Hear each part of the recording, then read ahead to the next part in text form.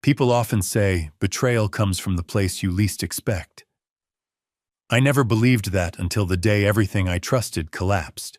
For 7 years, I cared for my sick wife, arranging every medication, every appointment, every hospital visit. That morning, she told me she was going to the hospital for another kidney check. 1 hour later, my phone rang. It was the bank. "Sir, your wife is here right now," the bank employee whispered. "And she's sitting with a man who looks exactly like you." In that moment, my world stopped. Hello everyone, welcome to this story. Before we continue, please take a second to like, subscribe, and tell me in the comments where you're watching from today. I love seeing how far these stories travel. A quick note, some elements are fictionalized for storytelling, and any resemblance to people or places is purely coincidental. The scent of honey-glazed chicken usually meant peace in my house, but today, the air felt thick with a chill I couldn't explain. I'm Mitchell Pierce, a 62-year-old former senior bridge inspector with a gaze that could find a hairline fracture in steel, stood at my kitchen counter, precisely at 5:15 p.m. The golden October light filtered through the window, illuminating the dust motes dancing over the butcher block. I moved with a practiced mechanical precision, slicing the poultry into uniform strips for Margaret's low-sodium dinner. For 7 long years, I hadn't just been a husband. I had been a full-time, unpaid nurse for a woman whose condition never seemed to improve despite my engineering-level care. I had traded the structural integrity of Chicago's infrastructure for the fragile architecture of a dying woman's hope. "Just another hour, Mitch," I told myself as I scraped the carrots. "She needs you." The structural integrity of a marriage is found in the sacrifices you don't talk about. Margaret was supposed to be at Memorial Grace Hospital right now, tethered to a machine for her grueling kidney dialysis checkup. I checked the wall clock again, verifying the time. My life was a series of scheduled maintenance intervals, and I prided myself on never missing a beat. I wiped my hands on my apron, the familiar weight of my heavy chef's knife reassuring in my palm. The kitchen was silent, save for the hum of the refrigerator and the distant rustle of leaves against the pane. Everything was in its proper place. Have you ever felt the ground vanish beneath your feet while standing on solid oak? The vibration started as a low thrum against the butcher block, the kitchen phone rattling with a persistent, cold urgency. I ignored it at first, assuming it was another solicitor trying to sell me insurance I didn't need or a reverse mortgage I couldn't afford. But the caller ID flashed Silverstone Trust and Investments. My pulse quickened. This was the bank handling my late father's legacy trust, a probate process that had been dragging on for months. I set the knife down and answered, expecting a dry update from a clerk. Instead, the voice on the other end was Daniel, a young junior associate I had spoken to twice before. He sounded like he was hyperventilating. "Mr. Pierce, it's Daniel from the bank," he stammered, his voice dropping to a frantic whisper. "I'm breaking every rule by calling your personal cell." I frowned, leaning against the counter. "Daniel, I'm right in the middle of dinner. Is the probate cleared?" My mind was already calculating the bills this trust would cover. "Sir, I know what I'm seeing," Daniel whispered, and I could hear the sheer terror in his tone. "Your wife is here. Margaret is sitting in the VIP suite right now." I felt a sharp spike of irritation. "That's impossible, Daniel. She's at Memorial Grace for dialysis. I dropped her off myself." He didn't skip a beat. "Sir, I am looking through the glass. She is right here, and she is with you. Or at least she's with someone who has your face. He's wearing your charcoal suit, Mitchell. He has your watch." The knife hit the floor. The blade sang against the tile. A perfect fracture. I stared at the shimmering steel by my feet, my brain refusing to process the data. "I'm standing in my kitchen." I shouted into the phone, my voice cracking with a sudden raw anger. "He's signing the papers." Mitchell Daniel hissed, the sound of paper rustling audible over the line. He's signing your legal name on the final legacy trust documents. He's taking the entire inheritance. If you aren't here in 12 minutes to prove who you are, you're a dead man on paper."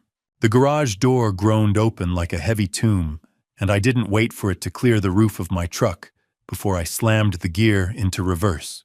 My knuckles were already white against the steering wheel, my mind replaying Daniel's frantic warning like a looped recording of a plane crash. 12 minutes. I had 12 minutes to stop a ghost from erasing my existence. As I cleared the driveway, the smell of burning rubber and hot engine oil filled the cabin, a sharp contrast to the honeyed warmth of the kitchen I had just abandoned. I swung the truck onto the main road, weaving through the aggressive late-afternoon Chicago traffic with a recklessness that would have horrified me 20 minutes ago. Every red light felt like a personal insult, a crimson barrier designed to strip away the life I had meticulously built. I began to realize with a sickening clarity that usually only comes after a bridge collapse, that Margaret's kidney failure symptoms always conveniently flared up exactly when I was due for major project promotions or site inspections. 7 years of systematic career sabotage flashed before my eyes as I narrowly missed a delivery van. I had been an engineer of steel and concrete, but I had been blind to the rot in my own living room. "Move, damn it, move!" I shouted at a stalled sedan, my voice raw and unfamiliar. 12 minutes. I can't lose 10 years in 12 minutes. I pushed the vehicle to its limit, the roar of the engine a cathartic release for the adrenaline coursing through my veins. Time wasn't a river anymore. It was a noose tightening around the neck of my father's legacy. As the skyline of the city blurred into a streak of glass and gray, my mind drifted back to the day I stood in the director's office at the DOT. I remembered the heavy weight of my resignation letter, the dry texture of the paper beneath my thumb. I was throwing away the best engineering mind in the state the director had told me, his eyes full of a pity I had mistaken for respect. "My wife's life is the only structure I care about fixing now," I had replied. I remembered the way Claire, Margaret's sister, had looked at me that night, her eyes gleaming with a satisfaction I now recognized as victory. She had called me a career-obsessed ghost for months, hollowing out my resolve until I snapped. I had walked away from a brilliant career because I believed my presence at home was the only thing keeping Margaret alive. Now I saw the truth through the windshield of a speeding truck. I hadn't been a savior. I had been a prisoner. The bitterness rose in my throat, acrid and hot. I had traded the skyline for a sick room, and all the while the woman I loved was likely preparing for the day someone would step into my charcoal suit and take the rest. Do you know what it's like to realize you've been the architect of your own prison for 7 years? I screeched into the parking lot of Silverstone Trust and Investments, the tires screaming as I bypassed the main entrance. My heart hammered against my ribs with such force it felt like it might crack a bone. I spotted it immediately. Margaret's dark green BMW X5 plate RVR 8394 parked crookedly near the VIP entrance. The glint of the setting sun off the paint was blinding. RVR 8394. "You weren't at Memorial Grace, were you?" I whispered the words, tasting like ash. I parked my truck 10 feet away and jumped out my boots, hitting the asphalt hard. As I ran past the BMW, I glanced through the rear window. There, tucked half under the driver's seat, was a professional-grade makeup kit peeking out from the shadows. Silicone adhesives and flesh-toned palettes spilled across the floor mat. The man inside wasn't just a look-alike. He was a carefully manufactured double. God, please let me be wrong. Just once, let me be wrong. But I knew the structural integrity of my life had failed. I saw Daniel standing at the side employee entrance, his face as pale as a sheet, frantically waving me toward the shadow of the corridor. The transition from the roar of Chicago traffic to the sterile, carpeted silence of the bank felt like entering a vacuum where the oxygen was being replaced by ice. Daniel, a sharp-featured bank employee in his late 20s, whose life I had saved during a bridge failure years ago, looked like he was witnessing a ghost. He grabbed my arm, his fingers digging into my jacket, with a strength born of pure adrenaline, and pulled me through the side employee entrance. The heavy security door clicked shut behind us, severing my connection to the world outside. I followed him through a maze of narrow, windowless back hallways, my boots thudding rhythmically against the expensive industrial carpet. Every step felt like I was descending deeper into a structural flaw I couldn't repair. Daniel was whispering as we walked, his eyes darting toward every security camera we passed. He explained that the bank's automated systems hadn't flagged the man in the suite. Everything looked perfect on paper. The only reason he had called my personal cell was because of a thank you note I had sent to the branch a month ago. I had embossed the corner with my unique engineering stamp, a small detail the imposter's sophisticated documents lacked. It was a hairline fracture in an otherwise seamless forgery. "He sounds like you, Mr. Pierce." Daniel murmured, his voice trembling as we bypassed a cluster of oblivious tellers. "He moves like you. He even has that slight hitch in his shoulder from your old injury. But the eyes are too hungry." "I'm right here, Daniel," I replied, my voice sounding hollow in the air-conditioned void. "I've been here for 62 years. Whoever is in that room is a phantom." I felt a cold sweat prickling my neck as we approached a heavy steel door marked Security Operations. Silence. The kind of silence that precedes a bridge collapse. The air in the back corridor smelled of ozone and stale coffee, a scent that will forever be linked to the death of my previous life. Daniel swiped his badge and punched a rapid-fire code into the keypad. We entered a small, cramped room dominated by a wall of monitors casting a blue, flickering light over our faces. The low hum of computer servers filled the space, sounding like a digital heartbeat. Daniel didn't speak. He just reached for the console and hit a command. Monitor 4 flickered the grainy texture of the security feed, smoothing out to show the interior of Conference Room A. My heart stopped. I watched in absolute paralyzed horror as my wife Margaret, the woman I had spent 7 years nursing, the woman I believed was currently tethered to a dialysis machine, sat tall and elegant in a leather chair. She wasn't pale. She wasn't shaking. She was glowing. She sat there laughing casually, drinking bottled water while chatting with a man who sat in the chair next to her. He wore my charcoal suit. He had my glasses perched on his nose. He even wore my father's gold wedding band. How many thousands of hours had I spent holding her hand while she pretended to be dying? The question tore through me like a jagged piece of shrapnel. "Look at her, Mitchell," Daniel said softly, his face illuminated by the harsh blue light of the screen.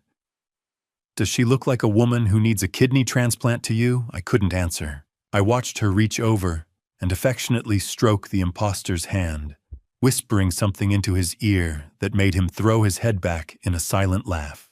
It was a gesture of effortless intimacy, a touch of genuine warmth she hadn't shown me in over a decade. I felt a cold, industrial rage beginning to crystallize in my chest, replacing the panic. I watched the monitor as the man with my face leaned in close to Margaret, and for the first time, I saw the true hunger Daniel had described.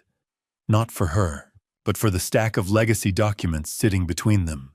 I didn't waste another second watching the phantom on the screen. I reached for my phone, my fingers moving with the cold, mechanical precision of a man structuralizing a counter-assault. My eyes remained locked on the graininess of Monitor 4, where the man wearing my face was currently laughing at a joke my wife had likely made a dozen times before. The rage was there, deep and industrial, but I forced it into the background.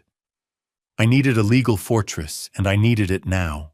I tapped the contact for Victor Hayes, a 60-year-old top-tier asset attorney, with a voice like gravel and a reputation for being a shark in a tailored suit, and he picked up the call on the first ring.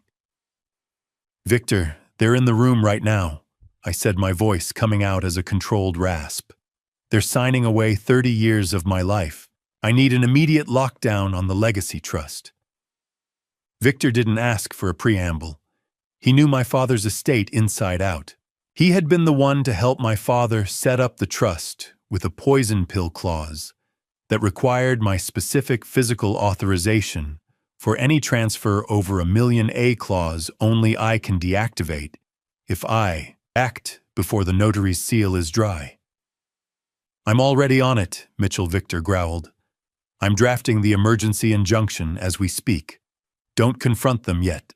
If you storm that room, they'll pivot to a backup plan. Let the law be your hammer. I paced the small security room, the smell of ionized air and electric tension thick enough to taste. Daniel sat at the console, his face pale under the glare of the fluorescent security lights, reflecting off my sweat-beaded forehead. I watched the imposter lean over a document, his hand moving with a fluidity that mocked my own. A bridge doesn't fall all at once. It screams through the rivets first. My life was screaming, and I was the only one listening.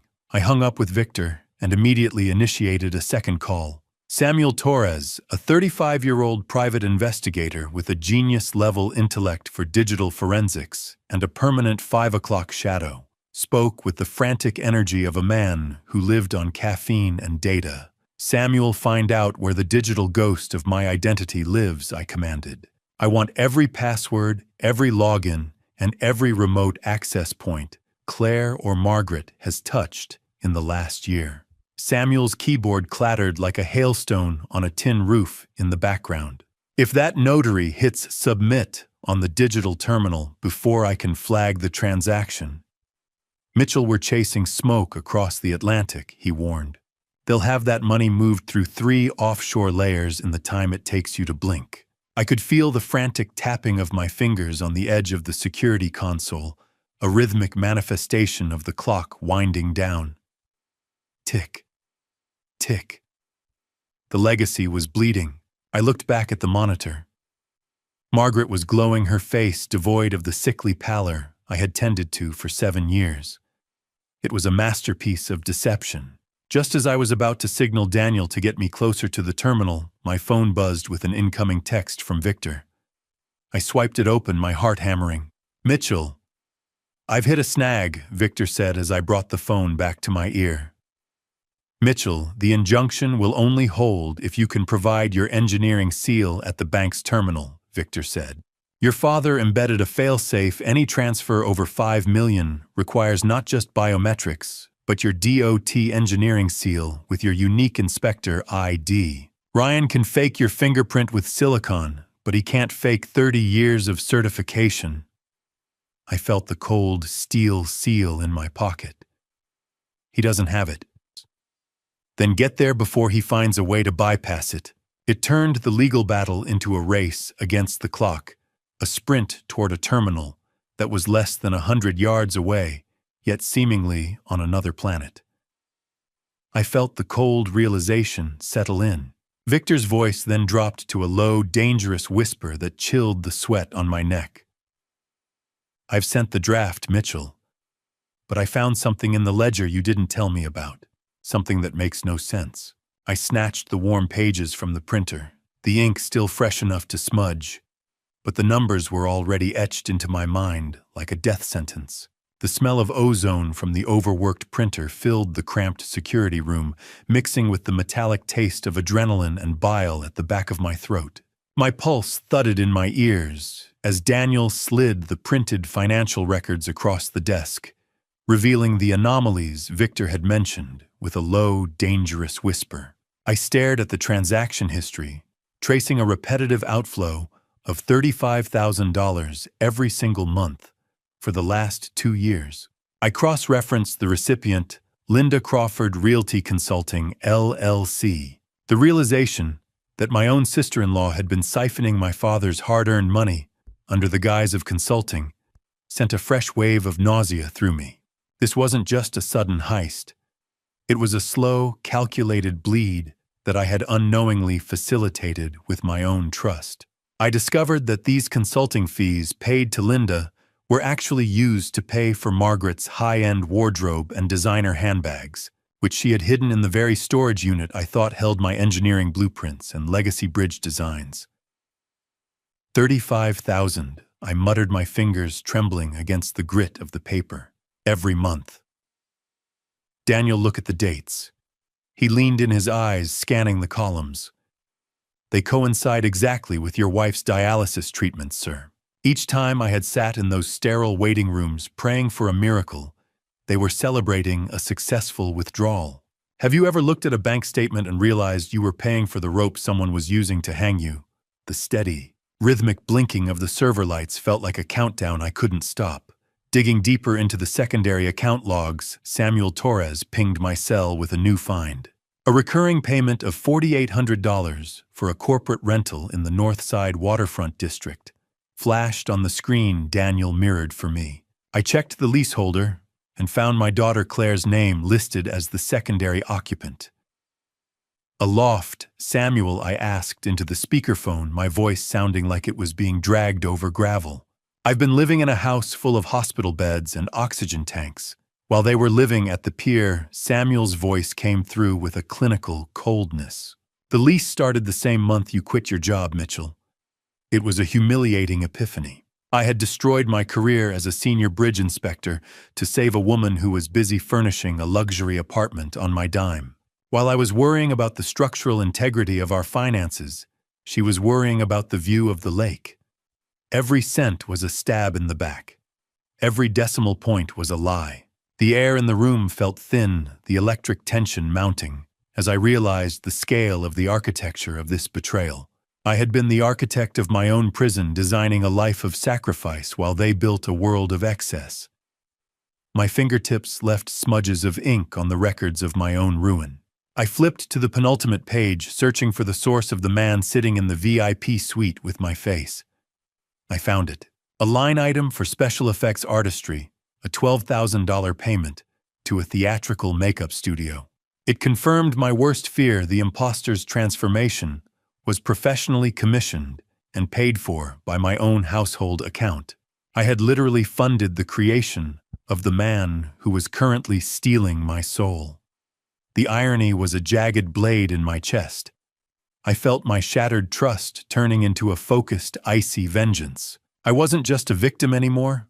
I was an engineer looking at a faulty design, and I knew exactly where to apply the pressure to make it all come down.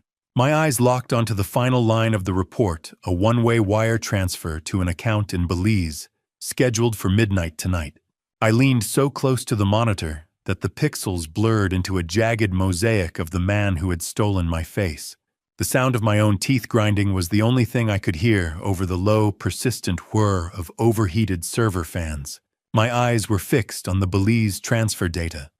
But the sound of Samuel's voice cracking through the speaker brought a new, sharper terror into the cramped security room. He had finally found the identity of the phantom. Samuel pings a dossier to the security room tablet, and the blue-white glare of the screen feels like a physical blow. "His name is Ryan Blackwood." Samuel's voice rasps through the intercom. "He is a 45-year-old former Hollywood stuntman with a chameleonic face and a penchant for high-stakes debt. He specialized in deep-tissue prosthetic work and physical mimicry before his career went into the gutter." I stared at the before photos, a man with sharp, desperate eyes and dark hair, and compared them to the after version sitting in the bank's VIP suite.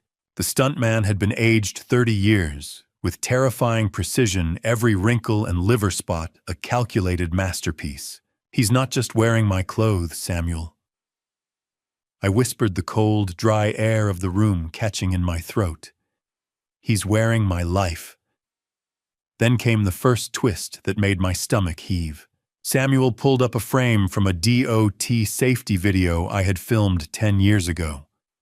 There in the background, standing among the extras, was a younger Ryan Blackwood. Claire had been scouting for a double far longer than I ever suspected. She hadn't just stumbled upon this plan. She had been architecting it for a decade. A stuntman. My life was being played by a man who made a living falling for other people. Samuel continued, his voice heavy with the data he was unearthing. Blackwood wasn't just some random actor. He was drowning in $280,000 of underground gambling debt to a syndicate in Atlantic City. He was a man with no exit strategy until Claire provided one. My heart stopped when Samuel displayed a series of private wire transfers from my daughter's personal travel blog account directly to Blackwood's creditors. Claire didn't just find him, did she? I asked, the words tasting like copper. She bought him. She cleared his slate, Mitchell Samuel confirmed. In exchange, he's clearing your bank accounts. It was a soul-crushing epiphany. It wasn't just a betrayal by a wife who pretended to be dying. It was a cold-blooded recruitment by a daughter who had essentially purchased a new father to sign her checks. How much does it cost to buy a daughter's love? Apparently $280,000 and my father's name. I felt a nauseating violation as the architecture of the lie became fully visible. I was the bridge they had decided to demolish for the scrap metal. But Samuel wasn't finished. He uncovered a series of hidden folders in Blackwood's cloud storage that turned my icy rage into a paralyzing fire. It wasn't just Margaret and Ryan together in the photos. There were images of Ryan and Claire at the waterfront loft, laughing over wine, looking like a family. They were a couple living a life together in a penthouse I was unknowingly funding while I was home cleaning bed sores and measuring low-sodium chicken broth. I looked at the silver ring on Ryan's finger. My ring, the one I thought I'd lost down the sink drain a year ago, and realized he wasn't just impersonating me to the bank. He was playing the part in a bedroom I hadn't been allowed into for years. The man with my face wasn't just stealing my money. He was living the life I thought I had, while I was relegated to the role of the invisible caretaker in a house built on sand. The sound of my own footsteps echoed in the empty hallway of the bank as I ran toward the parking lot, driven by a need to reclaim the physical proof hidden in my own home. I left the bank behind the cool evening air of Chicago biting at my skin, but I barely felt it. My mind was a structural diagram of failure, tracing the lines of a life that had been compromised at the foundation. Stepping back into my house was like entering a mausoleum I'd spent 7 years decorating with lies and fake prescriptions. The familiar smell of stale lavender and floor wax greeted me, a scent that used to mean safety, but now felt like the chemical signature of a fraud. I stood in the entryway listening to the silence. Usually this house was filled with the artificial hum of a dialysis mimicking machine I'd purchased to keep Margaret comfortable, but with her away at the bank, the machine was dark. It was eerily quiet, the kind of stillness that precedes a total collapse.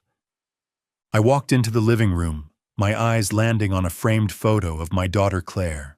Her smile seemed to mock me from the mantel. "Welcome home, Mitch," I whispered to the empty air. To the house built on quicksand. 7 years of my life had been poured into this place, and I had never even smelled the rot beneath the floorboards. I moved toward the coat closet to hang my jacket, but my hand stopped on the handle.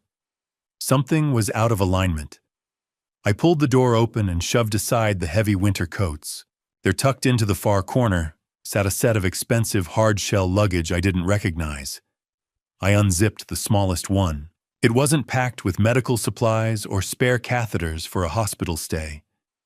It was filled with vibrant summer dresses, silk sarongs, and high SPF sunblock. They were prepared for a tropical climate, not a renal ward. Memory is a bridge with rusted rivets. Once you see the first crack, the whole structure begins to scream. A framed wedding invitation on the hallway wall caught the late afternoon light, triggering a visceral memory of Claire's wedding 5 years ago. I remembered sitting in the darkened master bedroom on that sweltering July day, holding Margaret's hand through what she claimed was a chronic flare-up of her kidney pain. "You should go, Mitch," she had groaned, her face twisted in a performance I'd found heroic at the time. "Don't let my kidneys ruin her big day." I'd refused to leave her side, believing my devotion was the only thing holding her together. I sat in the dark for 6 hours while Claire's social media feed showed a lavish ceremony at a lakeside estate, a party I wasn't invited to. I realized now that Margaret's illness that day wasn't a tragedy. It was a tactical maneuver. She stayed home to keep me away from the guests who might have recognized Ryan Blackwood standing among the bridal party. I wasn't being a hero. I was being a jailer for my own replacement. The humiliation tasted like copper in my mouth. I turned toward the hallway closet and pulled the cord for the attic stairs. They unfolded like old bones, the wooden joints groaning under the strain. The attic stairs groaned. A warning from a house that didn't want its secrets found. I climbed into the unventilated space, the heavy dry heat pressing against my chest. I swept my flashlight across the dusty rafters until I found a rolled-up set of architectural blueprints for the house. I spread them out on an old trunk. They were my original designs, but they had been modified in Claire's unmistakable sharp handwriting. She had highlighted specific sections of the floor plan, labeled as dead zones areas, where she knew the acoustics of the house would prevent me from hearing conversations or where sightlines were obscured. She had mapped my own home against me. My flashlight beam hit a dust-covered briefcase in the far corner, hidden behind a stack of holiday decorations. Inside, Claire's old laptop sat nestled in foam, still plugged into a secret outlet installed behind the junction box. Its power light was blinking with a rhythmic green heartbeat in the dark, waiting for me to find the digital legacy of my own ruin. The screen flickered to life, its cold blue glow illuminating the dust motes and the deep weathered cracks in my hands, like a topographical map of a wasted life. I sat on the dusty attic floor, the dry, suffocating heat of the insulation pressing in on me from all sides. My breath hitched as the login screen appeared, a blank field demanding a key I shouldn't have possessed.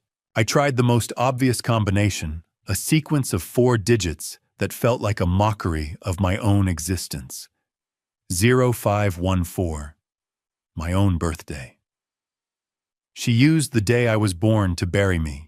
The desktop appeared cluttered with innocent-looking folders for travel photos and blog drafts, but my eyes were drawn to a hidden partition disguised as a travel archive. I navigated the directory with the frantic clicking of the trackpad, my pulse thudding in my throat. Inside, I found a folder named Operation Legacy. It was structured with the same engineering precision I once used to design state bridges, but this time the goal was to collapse a man's future. I discovered that Claire had a remote access app installed on my own phone for years. A digital tether that allowed her to delete bank alerts, freeze notifications, and erase hospital confirmation emails before they ever blinked on my screen. I was a senior inspector who could spot a hairline fracture in a steel girder from 50 yards away, yet I had been blind to the parasite living in my own pocket. "This isn't just a folder," I whispered into the stifling darkness. "It's a demolition plan." My fingers moved of their own accord, scrolling through a document that outlined a 7-phase conspiracy. Phase 1 was titled The Sick Bed Constraint. It detailed how Claire had recruited a disgraced medical student named Dr. Harrison to provide high-dose sedatives that perfectly mimicked the lethargy and nausea of kidney fatigue. I read Claire's typed status updates with a sour taste of realization blooming in my mouth. She wrote about how my pathetic devotion made the sedation easy to administer, how I was too distracted by my own nobility to ever check the pill bottles. "Do you know how it feels to realize the medicine you lovingly brought to your wife's bedside was the very poison keeping you a prisoner every time I had adjusted her pillows or stroked her hair? I was merely serving as an unwitting accomplice to my own kidnapping." Phase 2 involved the wait for legacy, a cold-blooded tracking of my father's declining health.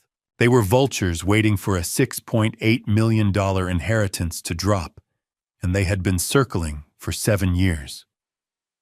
Placebos. Lies. 7 years of my life distilled into a digital spreadsheet.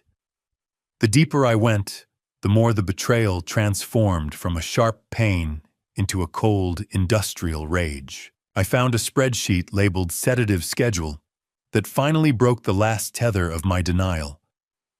In the margins were scanned notes in Margaret's own delicate handwriting.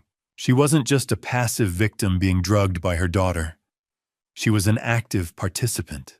She had been choosing exactly when to take the pills to trigger flare-ups whenever I mentioned a site inspection or a weekend trip. She used her own body as a tactical weapon to keep me within arm's reach of the lie. The humiliation was absolute, a structural failure so complete that no amount of reinforcement could ever fix it. I felt the sweat dripping down my neck, the air in the attic becoming unbreathable as the weight of the truth settled on my shoulders. I scrolled to the very bottom of the file and froze. There was a high-resolution photo of a man I didn't recognize standing in a sterile office next to Dr. Harrison. He was the man who had been providing the chemical chains for my cage, the technician of my misery. I stared at the photo, my mind already cataloging the face for the reckoning that was coming. There is a specific kind of soul sickness that comes from watching a stranger practice being you, coached by the woman who promised to love you until death. The cursor hovered over a folder named Mimicry Tutorials, and my finger trembled as I clicked play. The blue, flickering light of the laptop in the dark attic cast long, distorted shadows against the rafters, making the space feel like a witness to a crime. The video was high definition, recorded in the very waterfront loft I had unknowingly funded. In the frame, Ryan Blackwood sat at a desk hunched over a tablet. Margaret was right beside him, her face vibrant and healthy, devoid of the sickly pallor she wore at our dinner table. I watched as Ryan practiced my specific engineering signature hundreds of times. "No!" Margaret's voice came through the speakers, sharp and instructive. Mitchell pauses before the P. He hesitates like he is checking a weld. It is a tic he developed after that bridge failure in '98. I felt a nauseating violation crawling up my spine. She had cataloged my traumas like design specifications. I noticed a video time-stamped from a month ago where she coached him on public interactions. "If the teller asks too many questions, just let me handle it," she said with a dismissive wave. "We will tell people Mitchell has early onset vocal fatigue from his stress. He is so predictable it is almost boring to play him." Ryan replied, pushing his glasses up his nose in a way that was a perfect mirror of my own habit. Click. Rewind. The sound of my wife's laughter felt like a serrated blade against my ears. I sat in the dry heat of the attic for a long time after the screen went black. The sound of the video's looped playback still echoing in the silence. My life had been a masterclass in deception, and I had been the only student who didn't know the curriculum. I finally closed the laptop, the green standby light blinking like a heartbeat in the dark, and retreated from the attic. I moved through the hallway past the room where I had spent years fetching water and fluffing pillows, and entered the master bathroom. I didn't turn on the lights at first. I let the moonlight spill in through the frosted window, illuminating the sharp, synthetic smell of Margaret's expensive perfumes that still lingered in the air. I stood before the cold, smooth surface of the bathroom mirror and finally flipped the switch. I looked at the man in the glass. For 7 years, I had allowed myself to become the caregiver, the worried husband, the man with the caregiver's slouch. Have you ever looked in a mirror and realized you've been a ghost in your own hallway? I began to consciously strip away that identity. I straightened my shoulders with the rigid discipline of a bridge inspector, assessing a primary load-bearing member. I cleared the exhaustion from my eyes, replacing it with the cold, industrial gaze that used to make junior engineers tremble. "You practiced the shell, Margaret," I whispered to her reflection in my mind. "You didn't account for the foundation. You can mimic the hitch in my shoulder, but you can't mimic the iron." I realized that while they had stolen my clothes and my ring, they had never possessed my iron-willed integrity. I am Mitchell Pierce, and tomorrow I am bringing this whole bridge down. As I reached up to splash cold water on my face, a glint caught the light. On the monitor earlier, Ryan had been wearing a specific watch. It wasn't a replica. It was my actual DOT commemorative watch, the one with the engraved steel casing I thought I had lost in a hospital cafeteria 3 years ago. She hadn't just replaced me. She had been harvesting my life piece by piece for years. I gripped the edge of the porcelain sink until my knuckles turned white, the weak man vanishing as a cold industrial rage took his place. The headlights of my truck sliced through the thick Chicago fog, a twin beam of truth, cutting toward the woman who had helped gut my life for $35,000 a month. My knuckles were still white on the steering wheel. the engine's growl vibrating through my chest as I pulled into the gated entrance of the Gold Coast. I was no longer the soft, grieving husband who fetched pillows and brewed herbal tea. That man had died in front of a bathroom mirror an hour ago. I was an inspector now looking for the stress points in a crooked bridge. I arrived at Linda Crawford's luxury condo at exactly 11 p.m. Linda Crawford, 56, adjusted her professional blazer nervously as she opened the door, her hands shaking as I pushed past her without waiting for an invitation. She tried to feign a sleepy surprise, but the smell of expensive, clinical air freshener and the way her eyes darted toward her laptop on the counter told me she had been waiting for a signal that never came. I marched to her designer glass coffee table and spread the forensic bank audits across the surface. The white pages glared under her recessed lighting, sharp and clinical. "You sell houses, Linda," I said, my voice as cold as a Lake Michigan winter. "Since when did you become a medical consultant for my wife's kidneys?" I watched the blood drain from her face as I pointed to the recurring payments from my father's legacy trust to her shell company. "Mitchell, I was just trying to help her."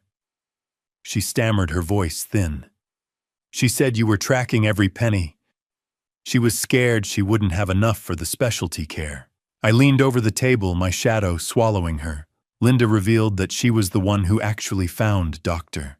Harrison, but she claimed she believed he was a holistic specialist, not a disgraced medical student providing high-dose sedatives to keep me in a chemical fog. How much is a sister's loyalty worth? Apparently it's exactly $25,000 a month, plus a view of the lake. I stared at her, the silence in the room heavy with the distant muffled sound of waves against the seawall. "I'm an engineer, Linda. I know when a structure is about to fail. Right now, you're the weakest rivet in this conspiracy." I explained the reality of Operation Legacy, watching her eyes widen as she realized that the $850,000 she helped move made her a co-conspirator in federal wire fraud. I wasn't there to hear her excuses. I was there to break her. "You have two paths," I said, leaning in so close I could see the sweat beads on her forehead. "You can face the FBI tomorrow morning as a lead accomplice, or you can sign this affidavit now and help me bring down Claire and Margaret." I laid out the legal document, the cold, sharp corners of the printed statements pressing against my palms. Linda looked at the door, then back at the evidence. "They told me it was just a way to get her what she deserved," she whispered, reaching for a pen.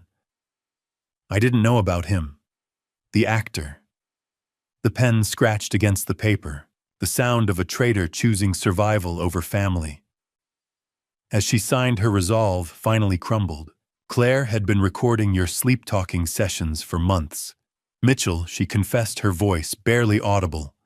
"She used the recordings to give that man Ryan your exact cadence. Every private memory you mumbled in the dark was fed to him so he could pass as you in the high-stakes bank interviews.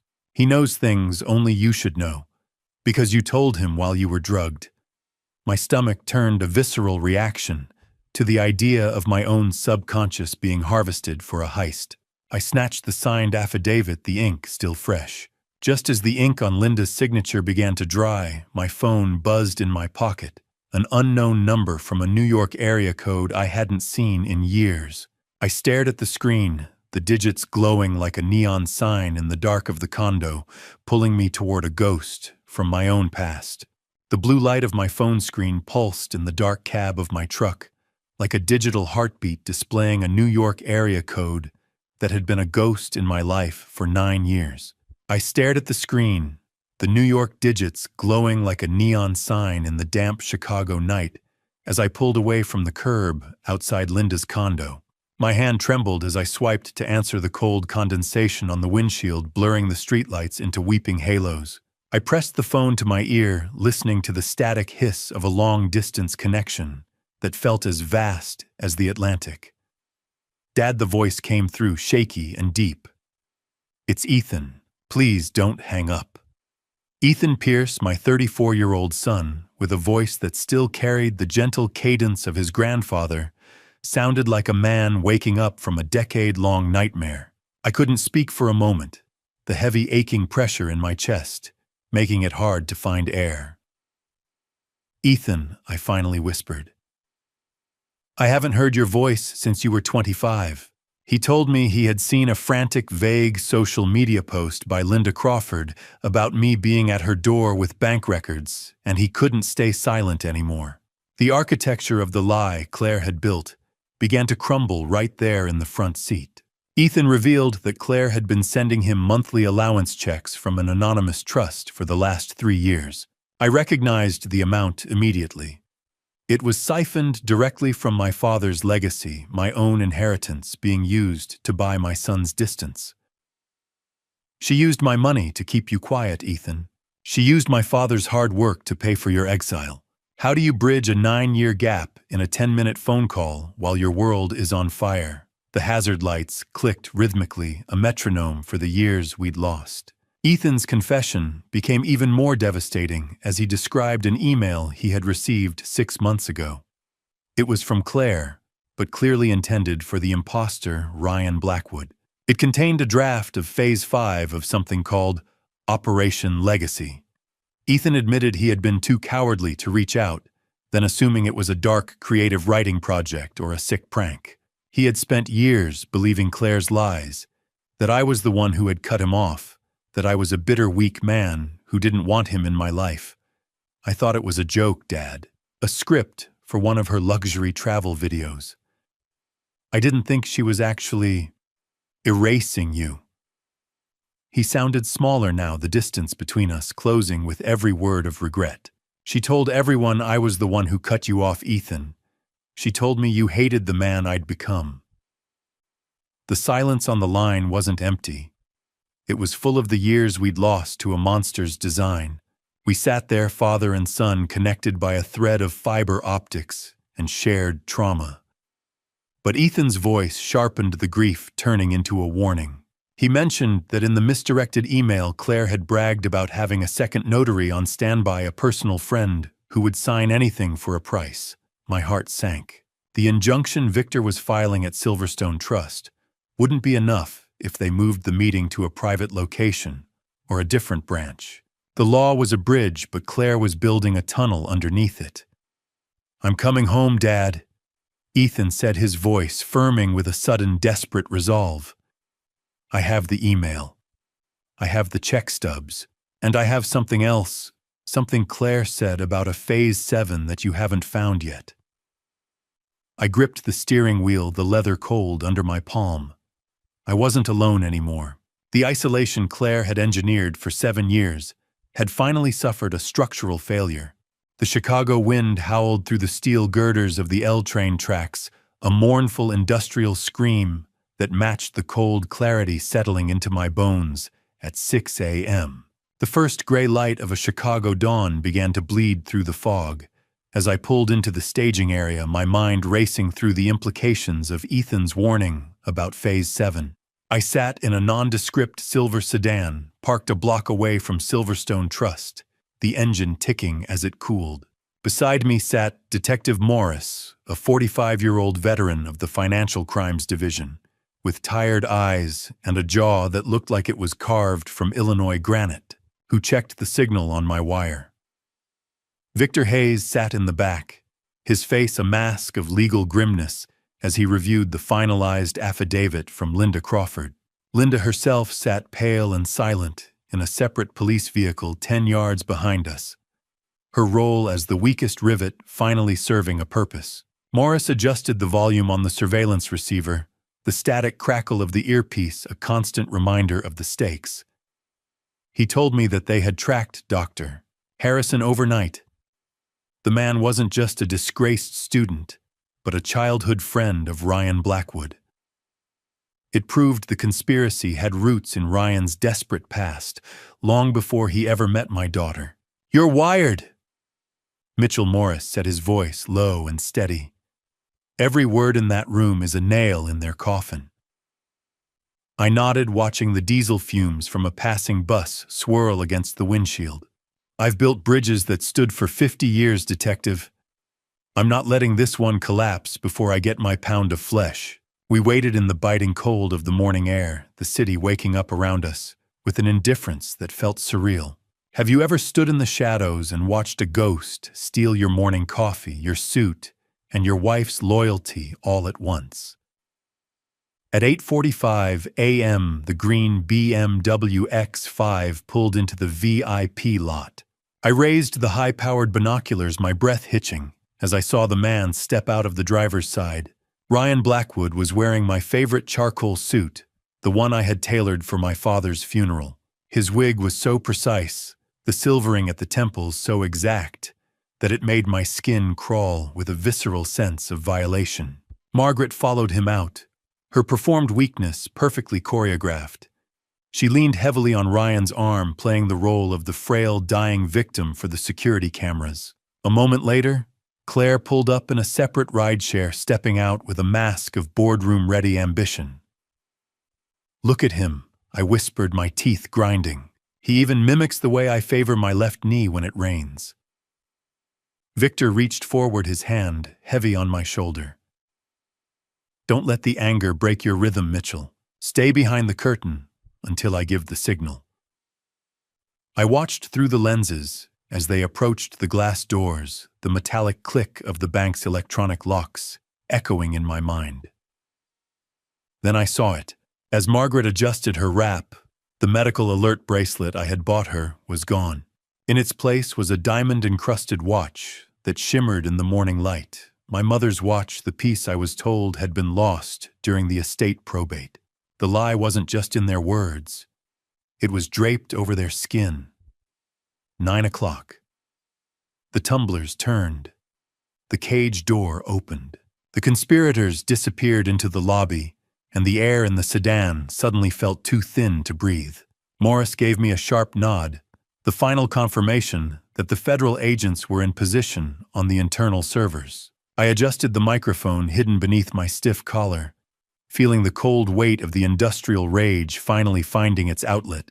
I looked at Victor, stepped out into the freezing wind, and walked toward the bank. I entered the sterile lobby just as the notary inside conference room A raised her seal for the final signature, the shadow of the man I used to be falling across the glass.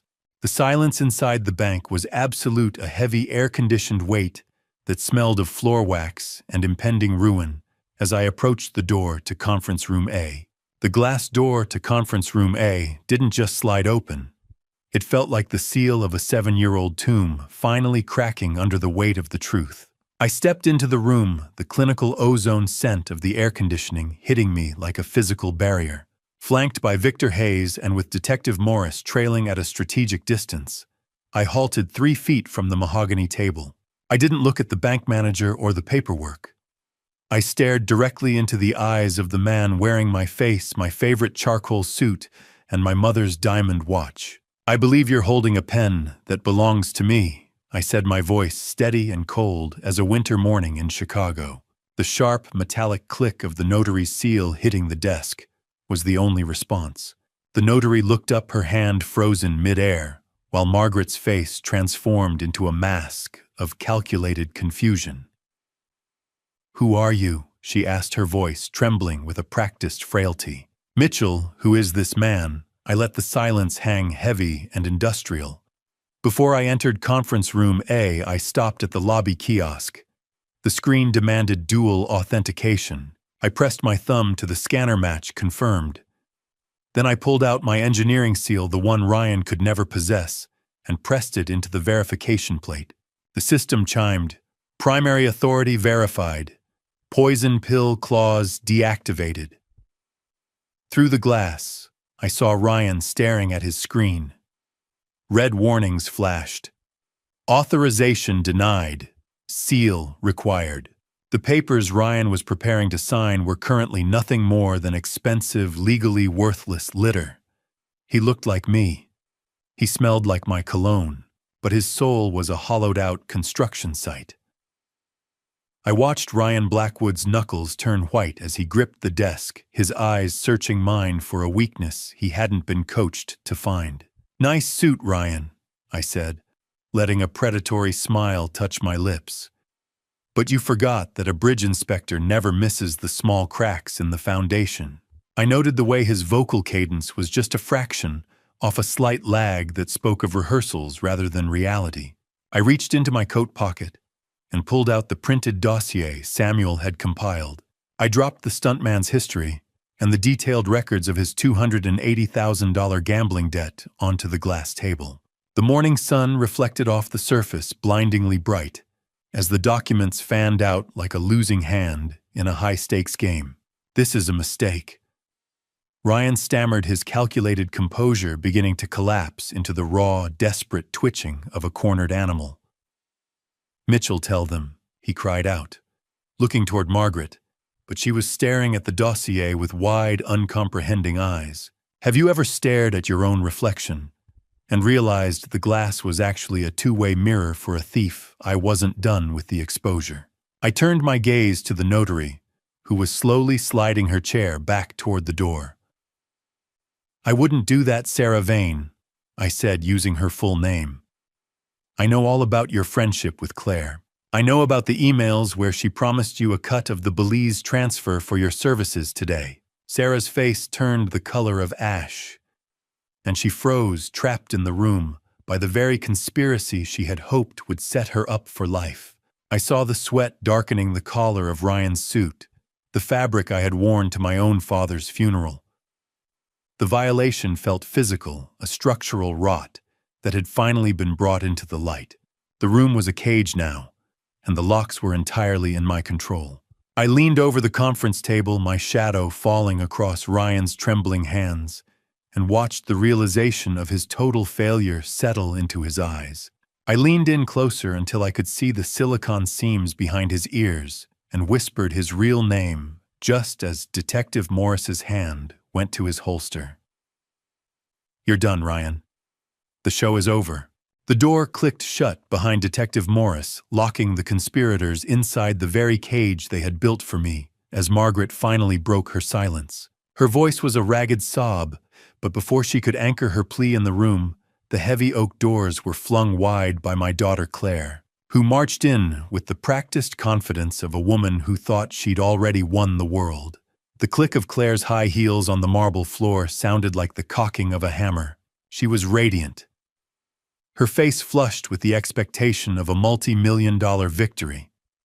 Her scent, a cloying, expensive perfume flooding the sterile air of the conference room. She didn't see me at first. She was looking at Ryan at the documents at the finish line. Then her gaze shifted. I watched the smug victory on her face dissolve, but not into panic. It morphed into a sharp, clinical curiosity. She took in the room, the detective, and finally me standing tall with my jaw set. "Well, look at that," she said, her voice smooth and devoid of heat. The bridge inspector finally found a crack in the foundation. "Is that all you have to say to the father you tried to erase Claire?" I asked, my voice vibrating with a coldness that surprised even me. She didn't answer. Instead, she adjusted her designer bag on her shoulder, looking at me with a dead, flat look in her eyes that I finally recognized as pure calculation. Claire had been secretly draining Margaret's side accounts for months, siphoning the small fortunes I thought were going to medical bills into her own offshore holdings. She wasn't just stealing from me. She was gutting her mother as she went. She wasn't my daughter anymore. She was a structural failure I couldn't repair. I moved toward the table, dropping a secondary folder of data I'd pulled from the Operation Legacy file. "Margaret," I said, looking at my wife as she huddled in her chair, "you might want to see the itinerary for Phase 6. I watched Margaret's eyes scan the page, a single one-way ticket to Belize in Claire's name. There was no second ticket. Claire had intended to let Margaret take the full legal fall for the identity theft, while she vanished with the bulk of the $6.8 million. Margaret looked up at Claire, her face a mask of shattered disbelief. "Claire, you weren't going to leave me." Claire finally laughed, a hollow, terrifying sound that rattled the pens on the table. "Mom was always a better actress than a thinker," she said, showing a chilling intellectual contempt. She actually believed the stuntman loved her. She actually believed she was the one in charge. Have you ever looked into your own child's eyes and seen nothing but a calculation? I felt a hollow ache where my heart used to be. "You're a monster, Claire," I whispered. "A perfect engineered monster." She shrugged as if I'd complimented the cut of her blazer. "I preferred to think of myself as an opportunist," she replied. "Both of you were obsolete assets. You were just waiting to be liquidated." The room fell into a suffocating silence as the gravity of her betrayal settled over Margaret like a shroud. Detective Morris stepped forward, the sharp metallic snap of the handcuffs echoing through the room. Claire didn't struggle. She didn't cry. She simply stood there.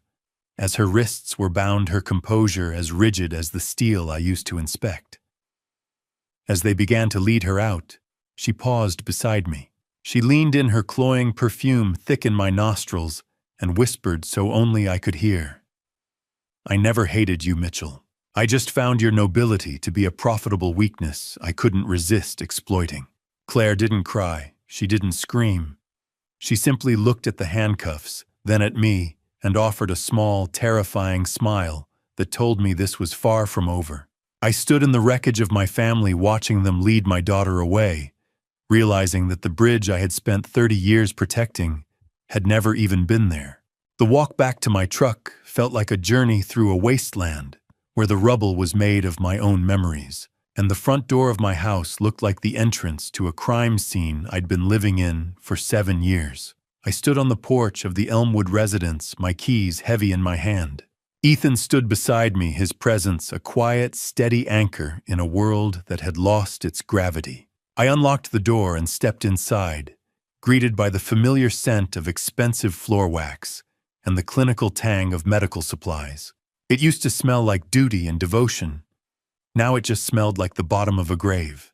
I walked through the main hallway, seeing the ghost of the man who used to meticulously organize Margaret's fake treatments. Every corner of this house was a witness to my humiliation. "It's so quiet." Dad Ethan whispered, his voice echoing in the hollow space. "It's like the house itself was holding its breath while they lied to you." "It's not quiet, Ethan," I replied, my voice sounding flat and tired. "It's empty. It was always empty. I just didn't have the eyes to see it." Underneath the mattress of the very bed where I had spent years fluffing pillows, I found a hidden journal. It wasn't a diary of pain. It was a ledger of mockery. Margaret had been rating my caretaking performance, scribbling biting notes about how easy it was to manipulate my salt intake obsessions while she was secretly ordering lobster to the waterfront loft. I felt a profound, hollow exhaustion as I realized my life's work had been her private comedy. Crash. The dialysis machine hit the floor. Plastic and glass shattered. It sounded like the truth. I began tearing down the medical apparatus with a frantic industrial precision. I ripped the tubes from the fake machine and swept the rows of kidney medication bottles into a heavy-duty black plastic trash bag. The crinkle of the plastic was the only song I wanted to hear. Ethan helped me, the two of us working in a rhythmic, somber silence that served as our first shared act of father-son bonding in nearly a decade. While clearing a panel in the sick room, I found a hidden stash of Jimmy Choo designer shoes tucked behind her oxygen tank. I was eating tuna out of a can for months so we could afford her specialists. I said, staring at a pair of 4-inch heels that had cost more than my first truck. "Don't look at the shoes," Dad Ethan said, placing a firm hand on my shoulder. "Look at the trash bag. It's all going where it belongs." Have you ever cleaned out a room and realized the only thing you were actually throwing away was your own misplaced mercy? I carried the bags through the house, the smell of dust and stagnant air following me like a persistent ghost. I reached the kitchen island where the last tray of pills I prepared this morning sat waiting. I remembered the tenderness with which I used to hand her the water glass, the way I'd watch her throat move as she swallowed her lies. I picked up the tray and walked out to the driveway. The cold, biting Chicago wind whipped at my face, but I didn't flinch. I stood by the large bin and dumped the colorful placebos into the waste, watching them rattle against the bottom and disappear under the real debris of my broken marriage. The engineering mind in me finally checked the demolition box. The structure was down. There were no survivors in the wreckage of my trust. As I cleared out the last of the bedside table, my hand hit a false back. I pulled out a legal document Margaret had been trying to get me to sign in my sleep. It was a do not resuscitate order for myself, professionally drafted, to ensure she would inherit my remaining assets the second my heart stopped, under the weight of the stress she'd created. I held the trash bag tight, the weight of it pulling at my shoulders, but my eyes were already on the calendar. The trial was 3 months away, and I knew Margaret was only the first bridge I had to burn. December brought a Chicago winter that turned the lake to iron and my heart to stone, providing the perfect frozen clarity needed to dissect the remains of my stolen decade. I sat in Victor's high-rise office watching the city disappear behind a white curtain of a mid-afternoon snowstorm. The muffled silence of the storm outside was a stark contrast to the sharp metallic smell of the heater ticking over in the corner. I had spent the last 3 months living like a monk in the ruins of my home, but today was about the numbers. Victor Hayes sat across from me, his face illuminated by the harsh brightness of the white audit pages splayed out under LED lights. He didn't look like a lawyer anymore. He looked like a coroner performing an autopsy on my bank account. The forensic audit was finally complete, and it was far more sinister than a simple case of identity theft. Victor revealed that Claire had been paying for life insurance on me for 5 years, but the beneficiary wasn't my wife or my estate. It was a shell corporation owned solely by Ryan Blackwood. They hadn't just been waiting for my father's money. They had been betting on my expiration date. It's more than just theft. Mitchell Victor set his voice flat as he pointed to a series of offshore transfers. It's an exit strategy. They weren't just stealing your money. They were erasing your existence. The consulting fees you were paying were actually a retirement fund for Claire and Ryan to use in Belize. Margaret was just the decoy they kept in the front window to keep you occupied. I leaned back, my eyes tracking the columns of figures. I was a bridge to them, something to walk over and leave behind once they reached the other side. The spreadsheets didn't lie. Numbers have a structural integrity that people lack. I had spent 30 years trusting the physics of steel, and now I was relearning the physics of betrayal. My life had been reduced to a ledger of debits, each one a day I'd spent fetching water for a woman who was actively planning my replacement. The audit then turned its cold eye to the chemical chains that had bound me. We traced the paper trail for the medications I had administered so faithfully every evening. There were no legitimate pharmacies, only monthly wire transfers to a nondescript mail-order facility in a remote part of Florida. Just as I was beginning to process the sheer scale of the medical gaslighting, the vibrating hum of Victor's phone on the glass desk broke the silence. He answered, listened for a moment with a tightening jaw, and then looked at me. The FBI just called. They got him. Harrison was apprehended in a sting operation in Miami.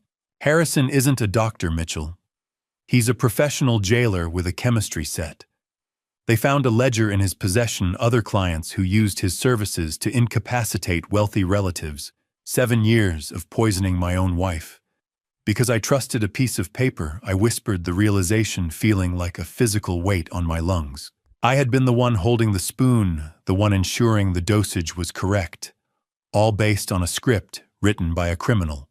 How do you quantify the cost of a decade spent in a drug-induced fog of someone else's making? I felt a grim validation, but it was hollow. The structure of my family was gone, replaced by a crime scene that spanned 3 states. Victor slid a final thin folder across the desk. It contained a transcript of Harrison's initial confession to the Miami field office. He told the agents that Margaret was actually the one who requested a higher dosage of sedatives for me 6 months ago. She told him I was becoming too unpredictable, too prone to asking questions about the banking alerts. She didn't just want me quiet.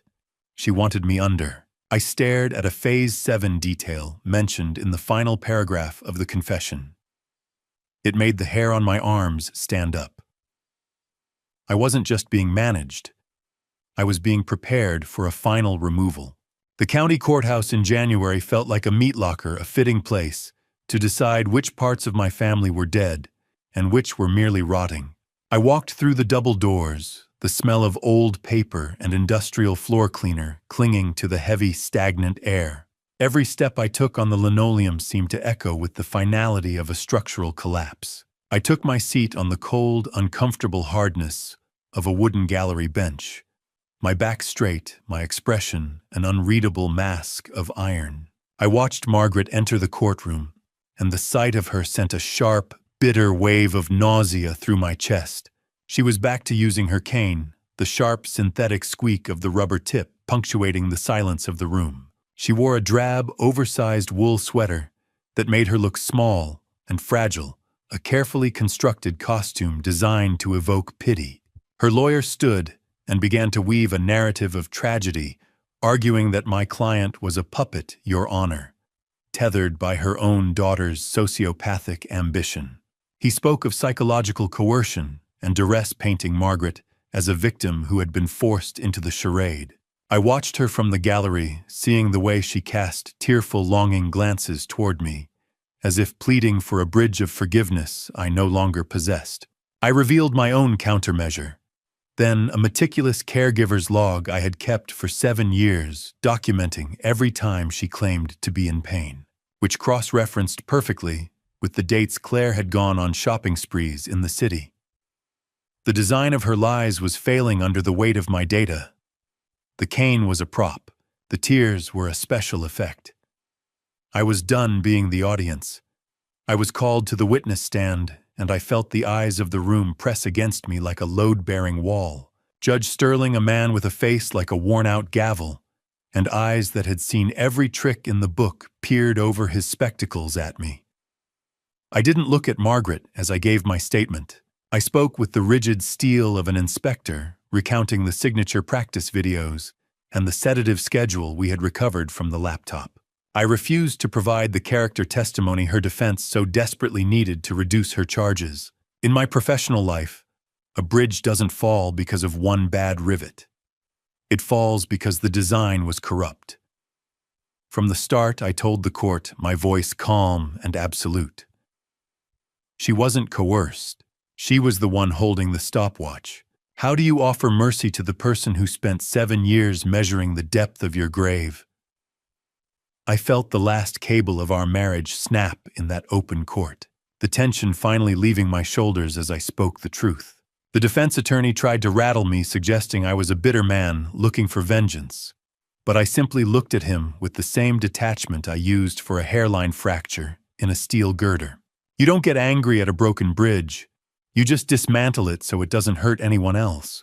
The judge leaned back, the heavy, rhythmic thud of his gavel silencing the room as he prepared to deliver his ruling. He revealed that Harrison's confession included a recording of Margaret laughing while she practiced her hospital cough for a bank interview, a piece of evidence that destroyed the duress defense instantly. I watched the color drain from Margaret's face, her fragile mask finally shattering. The judge hammered his gavel, the sound echoing like a structural snap, and looked at Margaret with a coldness that matched the Chicago wind outside. Motion denied. Trial set for February 10th. I stood up and walked out of the courtroom, not looking back, the sound of the Chicago wind howling against the glass as I prepared for the final demolition. 3 weeks later, Margaret suffered a massive stroke in her cell. She died before the ambulance arrived. Her last words were about the girl. I didn't attend the funeral. Ethan went alone, returning with a sealed envelope, Margaret's letter written months before, in case something happens. I buried her ashes beside my father, not out of love, but obligation. The woman I'd married died 7 years ago. This was just paperwork. The February sun was a pale, heatless disk, casting long, skeletal shadows across the courthouse steps as the trial that would officially dismantle my family began. I took my seat in the front row of Federal Courtroom 4B, the air inside smelling of floor wax and old wood, a scent that felt like the atmosphere of a sanctuary and a tomb combined. Ethan took his seat beside me, his shoulder brushing mine, and the warmth of his presence was the only thing keeping the chill of the morning from settling permanently into my marrow. I watched the federal prosecutor stand to deliver a scathing opening statement, framing the entire conspiracy not as a crime of passion, but as a cold engineering project. On large monitors, the 7-phase structural map of my own destruction was displayed for the jury, a blueprint of betrayal that made my father's $6.8 million legacy look like a target in a shooting gallery. I glanced at Ryan Blackwood, who sat slumped between his high-priced lawyers. Stripped of his Mitchell disguise, he looked like a discarded prop from a play that had been canceled mid-performance. There was no dignity left in him, just the hollowed-out remains of a man who had tried to wear my soul. They didn't just want his money. The prosecutor told the jury, her voice echoing in the dry, stale air. They wanted to delete his very existence. Look at the defendant. That isn't a face, it's a mask. I felt a grim satisfaction at her words, a somber clarity that finally labeled the horror I had lived through. Ethan was called to the stand shortly after. I watched with wet eyes as my son, once so distant and full of a bitterness I never understood, took a stand for the man they tried to bury. He revealed that Claire had once tried to convince him to sign a waiver stating, "I was mentally incompetent," intending to put me in a state-run facility permanently, so they could manage the estate without even the inconvenience of drugging me. The truth doesn't just set you free, it burns everything that was built on a lie. Ethan recounted the systematic isolation he faced, explaining how Claire's lies had convinced him I was a controlling, abusive man. He spoke of the allowance checks that were nothing more than hush money siphoned from my own inheritance. The rhythmic tapping of the court reporter's keys was the only sound in the room, as Ethan described the misdirected email that finally broke the spell. "I was a fool, Dad," he said, turning his gaze directly from the witness stand to mine. "I let them pay me to stay away while they poisoned you." His voice broke, and for a moment, the heavy silence of the courtroom was filled with the weight of 9 lost years. I am here to stand for my father. Have you ever seen your own child apologize for believing a monster over you? It's a bridge being rebuilt in real time, one rivet of trust at a time. I gripped the wooden armrest of my chair, my knuckles white, feeling the structural integrity of my life returning. As Ethan stepped down from the stand, he did something that wasn't on the witness list. He reached into his pocket and handed the prosecutor a small, silver-encrypted USB drive he had found hidden in his old New York apartment. He explained that Claire had stashed it there during a visit, likely as a secondary backup for her Belize exit strategy. It contained secret recordings of Ryan and Claire discussing their future plans that involved leaving Margaret behind to face the fallout. I felt the warmth of Ethan's hand as he returned to the gallery and gripped mine, our fingers interlocking for the first time in a decade. But my gaze was pulled to the side door. Margaret was being wheeled in for her testimony, her face a mask of calculated frailty. She wasn't looking at me. She was looking at that silver drive in the prosecutor's hand, and for the first time since the bank, I saw real terror in her eyes. The flashes of the paparazzi cameras outside were like lightning strikes, illuminating a shame I could no longer hide behind the clinical walls of my home. I gripped Ethan's hand as the court went into recess, the physical heat of his palm, the only thing grounding me as Margaret was wheeled past. She wouldn't look at me. Her eyes were fixed with a predatory intensity on the silver USB drive resting on the prosecutor's table. I felt the weight of her betrayal anew, a heavy air-conditioned pressure in my chest. As we pushed through the heavy courthouse doors for a momentary escape, the media firestorm hit us with the force of a structural collapse. The case had been dubbed the $6.8 million family fraud, and my private agony had become public entertainment. Headlines screamed about the stuntman double and the 7-year sickbed lie. I saw Claire's smug, high-resolution face on every newsstand, her smile as sharp as a jagged shard of glass. Victor pulled me aside, his face grim, as he showed me a report on his tablet. A major true crime network had already approached Claire's legal team for an exclusive interview. Even in handcuffs, my daughter was trying to profit from the demolition of my life. "They are treating my life like a reality show," Ethan, I said, the dry, papery smell of courtroom documents still clinging to my clothes. I looked at the crowd of reporters, their recorders held out like weapons.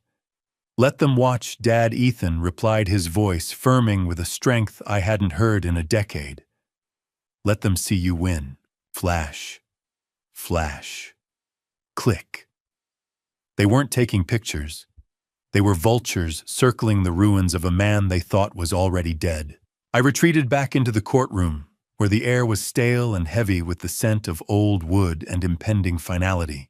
When the bailiff called my name for the victim impact testimony, I felt the rhythmic, heavy thud of my heart against my ribs. I walked toward the witness stand, the cold, unyielding wood feeling like the only honest thing left in the room. I didn't speak with the voice of a broken husband. I spoke with the cold, precise cadence of a senior bridge inspector, delivering a report on a fatal failure. I detailed the 2,555 days of false caretaking. I described every missed holiday and every anniversary spent sitting in the dark, holding the hand of a woman who was mentally counting my inheritance. I didn't just lose my money, I told the jury, my eyes scanning their 12 faces. I lost 7 years of oxygen to a lie. I was a man who lived for the structural integrity of things. Yet I had allowed the foundation of my own home to rot until it crumbled. Have you ever had to stand in front of 12 strangers and explain why you were a fool for love? It is a special kind of humiliation to admit that your nobility was nothing more than a blindfold. I turned my head slightly to look at Ryan Blackwood and Margaret. "You can practice my signature," I said, my voice dropping to a low, dangerous register. "You can wear my clothes and steal my watch, but you can't mimic my soul." As I spoke, the prosecutor activated the display monitor. She was using stress analysis software to overlay Margaret's medical logs with her heart rate during the signatures. The jury watched in silence, as the graph showed Margaret stayed perfectly chillingly calm while she lied about her kidney failure. She wasn't a victim of stress. She was a predator in repose. I felt a surge of cathartic release as the engineering of their lie was stripped bare. I had delivered my final inspection, and the verdict of the wreckage was clear. As I stepped down from the stand, my legs felt heavy but stable. A court officer intercepted me, handing me a small folded note. He pointed toward the back row. My heart skipped a beat as I saw a woman sitting in the shadows of the gallery, a woman who looked exactly like the professional makeup artist Samuel had identified in his forensic report. The sentencing phase felt like the final rivets being driven into the coffin of my past life as I unfolded the note with trembling fingers. The note in my hand was warm, the ink slightly smudged by the palm of a woman who had spent years painting the faces of ghosts. As I read the elegant, hurried script, the air in the hallway seemed to thin. The woman was Sienna Blake, the makeup artist Samuel had flagged in his report. She hadn't come to gloat. She'd come to clear her conscience. The note revealed a chilling detail. Ryan Blackwood hadn't just asked her to make him look like me.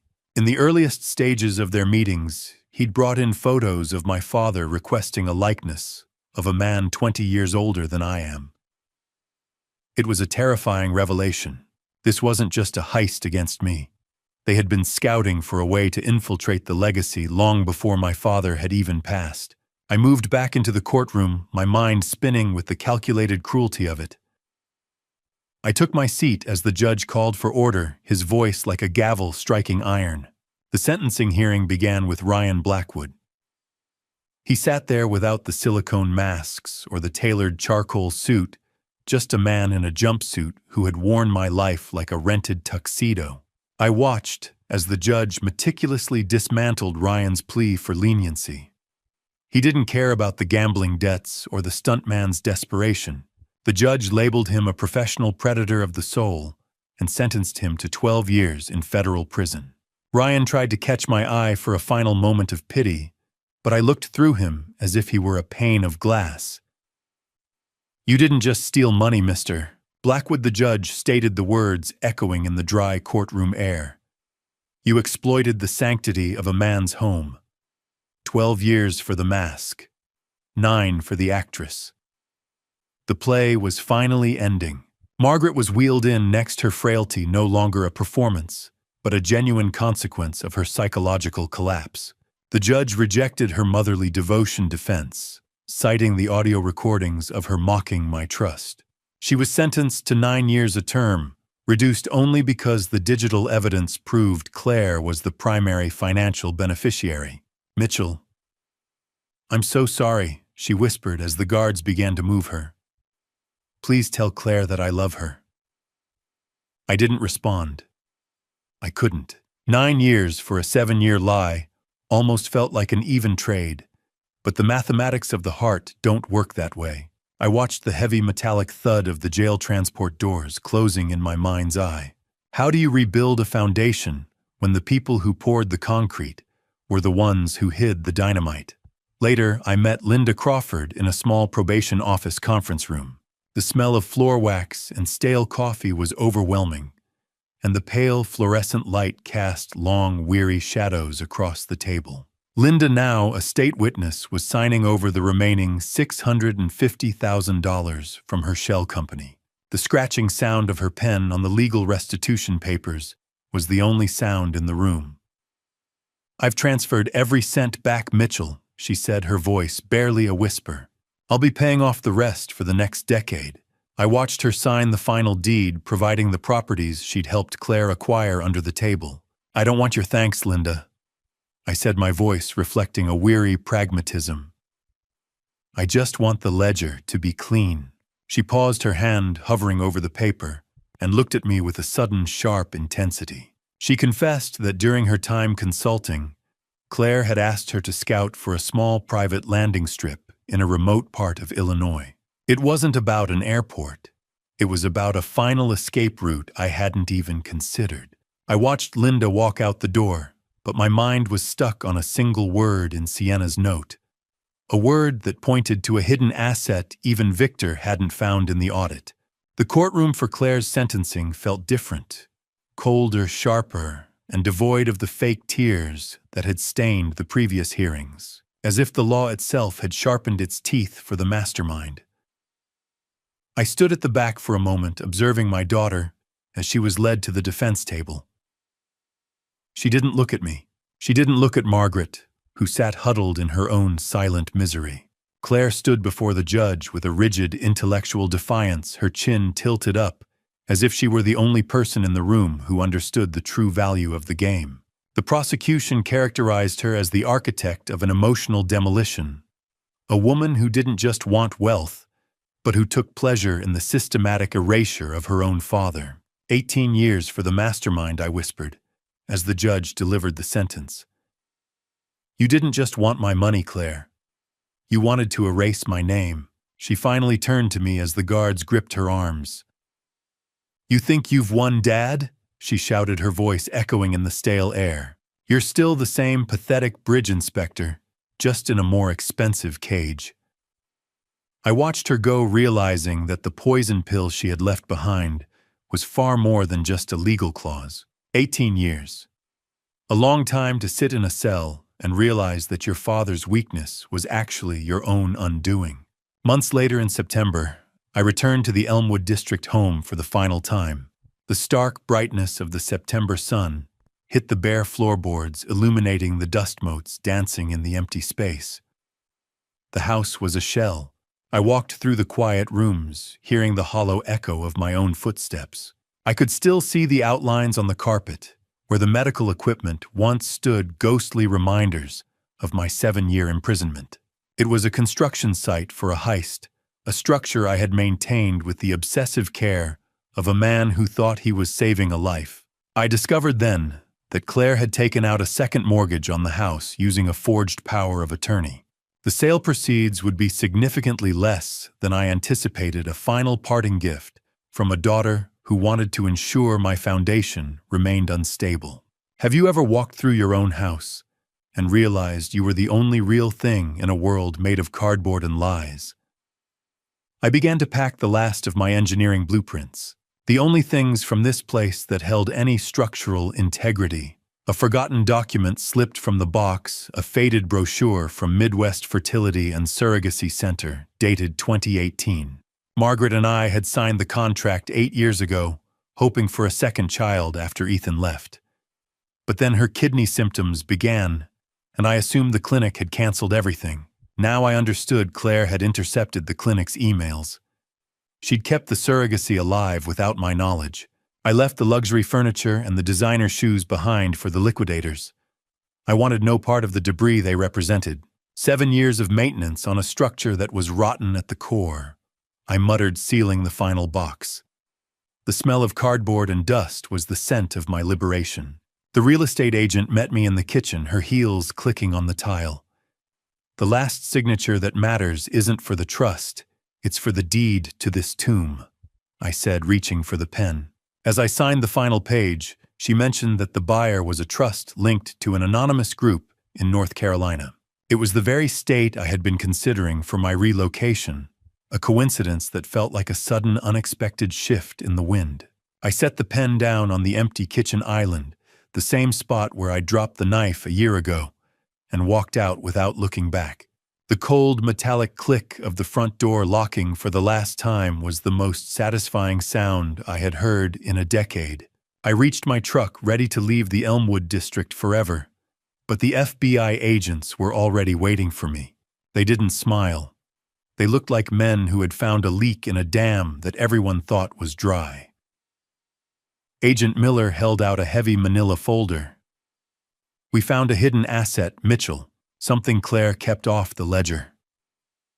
I stared at the folder, the weight of the final mystery pulling at my hands. The FBI agents didn't smile. They looked like men who had found a leak in a dam that everyone thought was dry as they opened the folder.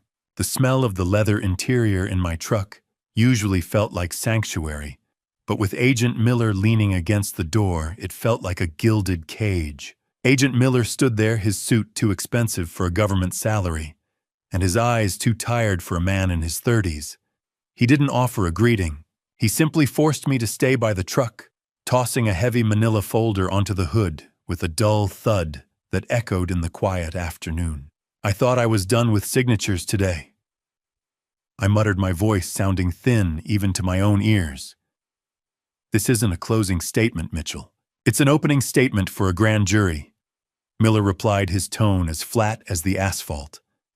I looked down at the high-resolution photos spilling out of the folder. They were pictures of a hardware crypto wallet found in a safety deposit box I didn't even know existed. It was registered under a pseudonym I had used a decade ago for an engineering project in Dubai, a name I hadn't thought about in years. My heart hammered against my ribs, a rhythmic reminder of a past that refused to stay buried. I felt a sudden sharp spike of paranoia, a claustrophobia that had nothing to do with the open driveway. The FBI hadn't come for the house or the knife. They had been tracking a dormant digital ghost that had suddenly woken up the second I signed the sale papers. Silence. Not the peaceful kind. The kind that precedes a car crash. Miller gestured for me to get inside the truck. He climbed into the passenger seat, the smell of stale coffee on his breath filling the small space. He pulled out a tablet and began explaining the technical specs of the wallet. It wasn't just a storage device for currency. It was linked to a sophisticated dead man's switch. If a specific biometric check-in isn't met within the next 24 hours, the contents will be blasted to every major news outlet, and the SEC, Miller said, the blue glow of the tablet reflecting in his weary eyes. We're talking about millions in laundered crypto and encrypted whistleblowing files that could level half the firms on the S&P 500. Who was the fail-safe for? I asked, the realization of the stakes making my hands shake. Not for you. For the person who wants you dead, Miller whispered. He showed me the countdown timer on the screen, the numbers bleeding away in a steady crimson march. It was a digital guillotine, and I was the only one whose neck was on the line. I leaned back against the headrest, my mind racing through the people I had trusted and the people I had failed. You ever feel like your life is a ghost story? I was starting to realize I wasn't the protagonist. I was the haunting. But Miller wasn't done. He revealed that the dead man's switch wasn't just a passive leak waiting to happen. The wallet was currently being accessed by a third party in real time. Someone was trying to disarm the switch from inside my own network, bypassing the encryption layers that should have been impenetrable. Miller turned the tablet toward me, showing a live map of the intrusion. The signal attempting to bypass the switch was coming from a device registered to my late wife. My blood turned to ice. Margaret was dead, her remains resting in a plot I had visited only a month ago. Yet on the screen, her digital footprint was as vibrant and aggressive as if she were sitting in the room with us. Miller looked at me, his eyes searching for a lie I didn't have the strength to tell. The ghost wasn't just in the machine. It was coming for the legacy. The asphalt blurred beneath the FBI sedan as Miller pushed 80 the siren silent, but the urgency screaming in the way he gripped the wheel. I sat in the passenger seat, my mind a jagged map of the locations Miller had shown me on the tablet. A year ago, I believed I'd buried the ghosts of my family, but today, the digital signal of a dead woman was leading me back into the heart of the wreckage. During the drive, Miller explained that Claire had been demanding to see me for weeks from her high-security cell. "She's been in a cage for a year," Mitchell Miller muttered, his eyes never leaving the road. "How does she have the reach to touch a hardware wallet in a sealed vault?" I leaned my head against the cold glass of the window, watching the gray Illinois horizon. "Maybe because she never really left the room," I replied, thinking of the way Claire's intellect always operated 3 steps ahead of anyone's perception. How do you outrun a woman who is already behind bars? You don't. You just wait for her to stop pulling the leash. We arrived at the State Correctional Facility, a brutalist monument of concrete and wire that looked like it was designed to swallow hope whole. Miller escorted me through a series of buzzing steel doors, the smell of industrial floor wax and stale air growing thicker with every step. I felt a profound sense of intellectual confusion. My wife was dead, yet she was hacking a $1 million failsafe. It was a bridge failure I couldn't calculate. Claire sat behind the reinforced glass, her orange jumpsuit, a violent contrast to the pale, waxy skin of a woman who hadn't seen the sun in 12 months. She looked gaunt, her eyes sharp and predatory, lacking even a shred of the remorse she'd feigned during her trial. "You look tired, Mitch," she said, her voice crackling through the cold plastic of the visitation phone. "Selling the house didn't set you free, did it?" I gripped the receiver until my knuckles turned white. "Did you like the gift I left in the Elmwood kitchen?" she asked, referring to the legal trap that nearly cost me everything. I didn't flinch. "The FBI thinks you're the one hacking the switch, Claire. Are you?" She leaned in her breath, fogging the glass. She revealed that the hardware wallet required 2 physical keys to stop the timer, and she had the second one hidden in plain sight. "If you are still here with me, please drop a quick comment to let me know you're still following this journey. Just comment the word iron if you're standing strong with Mitchell.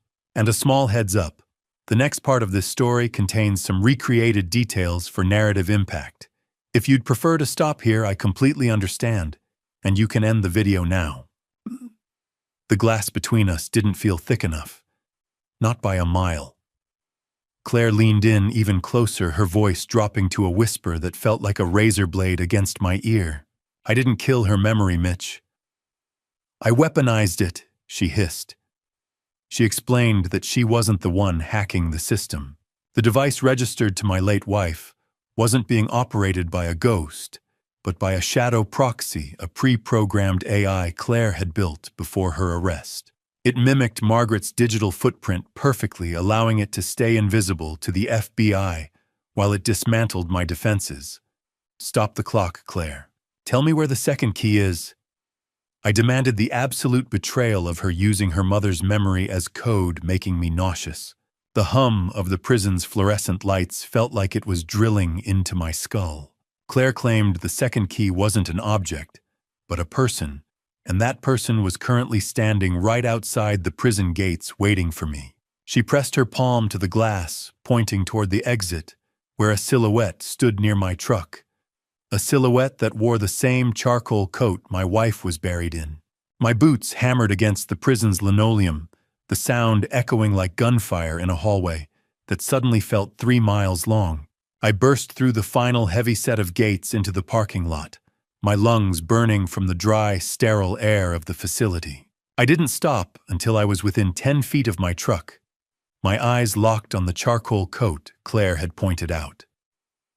The figure stood perfectly still, their back to me. "Who gave you that coat? Who are you?" I shouted, my voice cracking under the weight of a year's worth of repressed terror. The figure turned slowly, and the adrenaline spike nearly knocked me over. It wasn't a ghost. It wasn't my late wife resurrected. It was a private courier, a scrawny kid in his 20s, looking terrified in a woman's charcoal wool coat that was 3 sizes too big for him.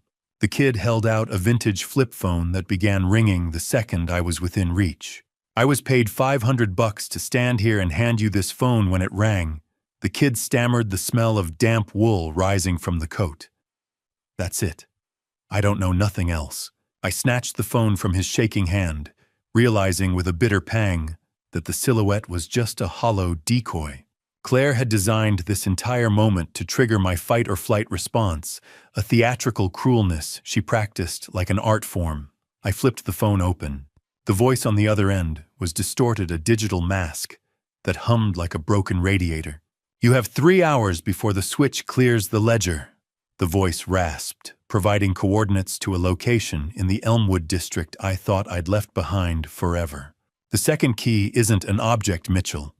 It's a person waiting for you at those numbers." "Why should I trust a voice that sounds like a radiator?" I asked, but the line went dead. "Hope is a jagged piece of glass. The harder you grip it, the more you bleed, but you're too afraid to let it go and see where it falls." I stood beside my truck, the orange glow of the setting sun hitting the prison wire and casting long, barred shadows across the asphalt. I had the vintage phone in one hand and the weight of the FBI's demands in the other.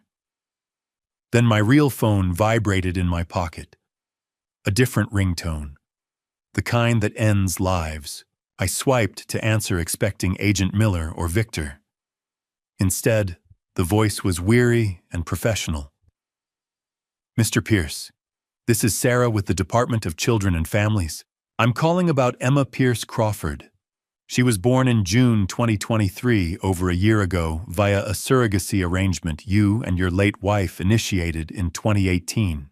I gripped the truck for support. "That contract was canceled. The clinic refunded us." "No, sir. It was never canceled. It was transferred. Your daughter Claire became the legal coordinator in 2019 after your wife's health deteriorated. She told the surrogate you'd moved overseas for work. When Claire was arrested last November, the surrogate saw the news and contacted us. Emma has been in foster care since December.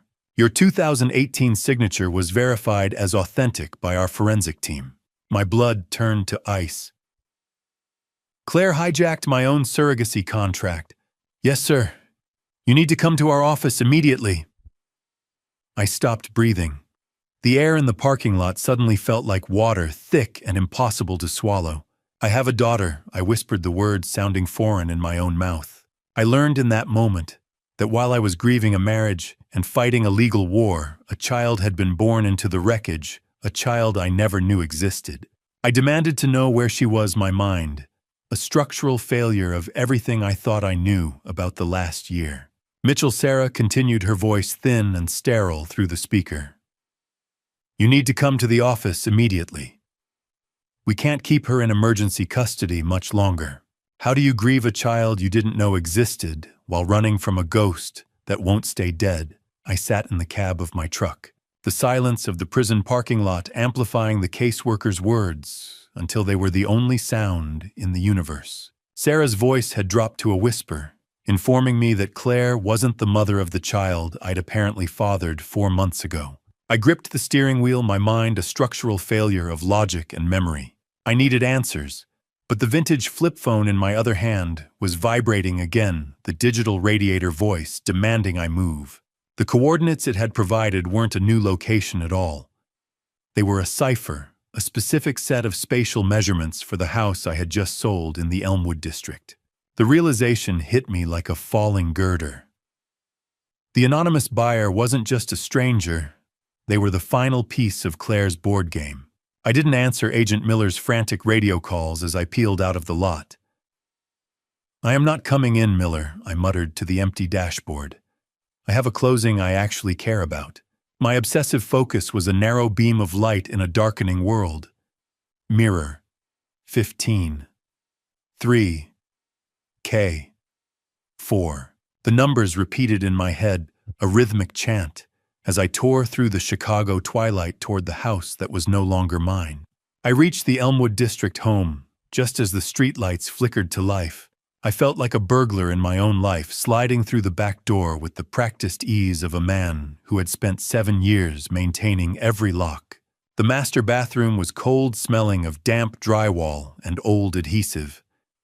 I looked at the primary mirror, the one I had stared into while trying to find my own soul just months ago. I hadn't checked behind it, because it was sealed with heavy industrial adhesive, a permanent fixture in a temporary life. I grabbed a heavy crowbar from my truck and jammed it into the gap between the glass and the tile. The screech of the crowbar against the ceramic was a high-pitched scream. I leaned into the tool, my muscles straining. Glass. It doesn't just break. It screams. The mirror shattered, showering the floor and my boots in silver flakes of backing that looked like metallic snow.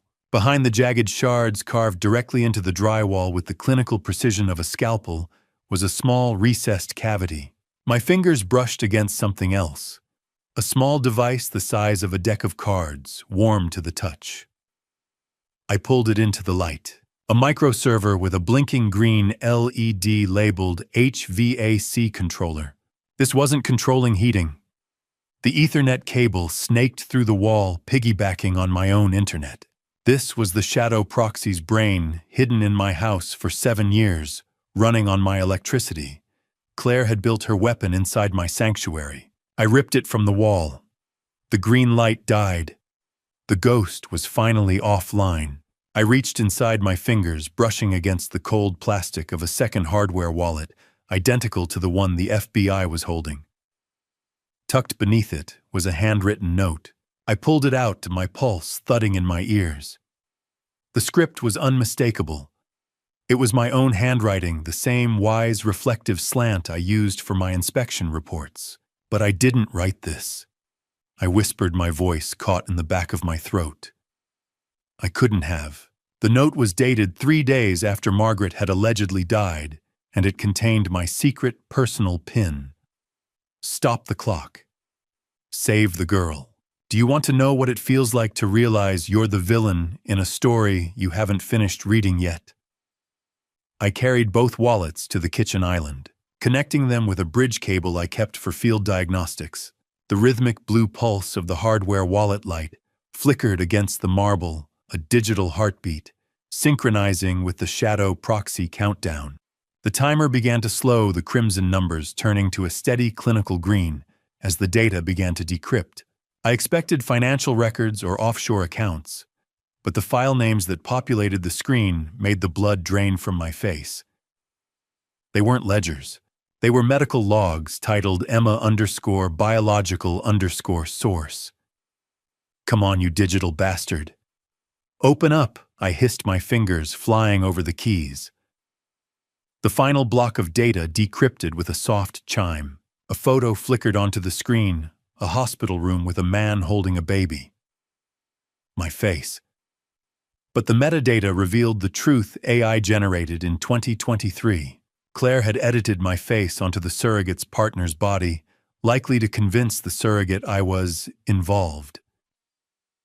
Beneath the fake photo was the real document, my 2018 surrogacy contract, with Margaret notarized and sealed.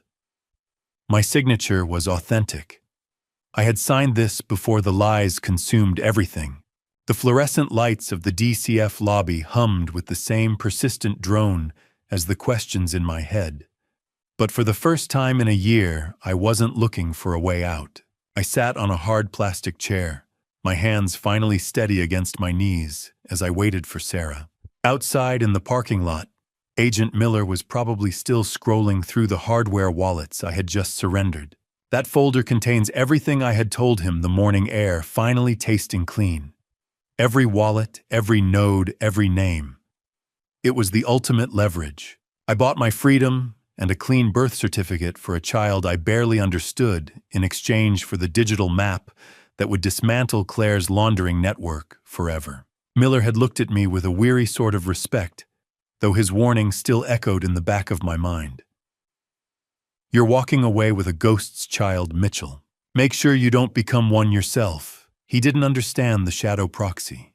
The software wasn't designed to destroy me, but to act as a digital trustee that would only release the truth and Emma's location once I had successfully severed the last tie to my old life by selling the Elmwood house.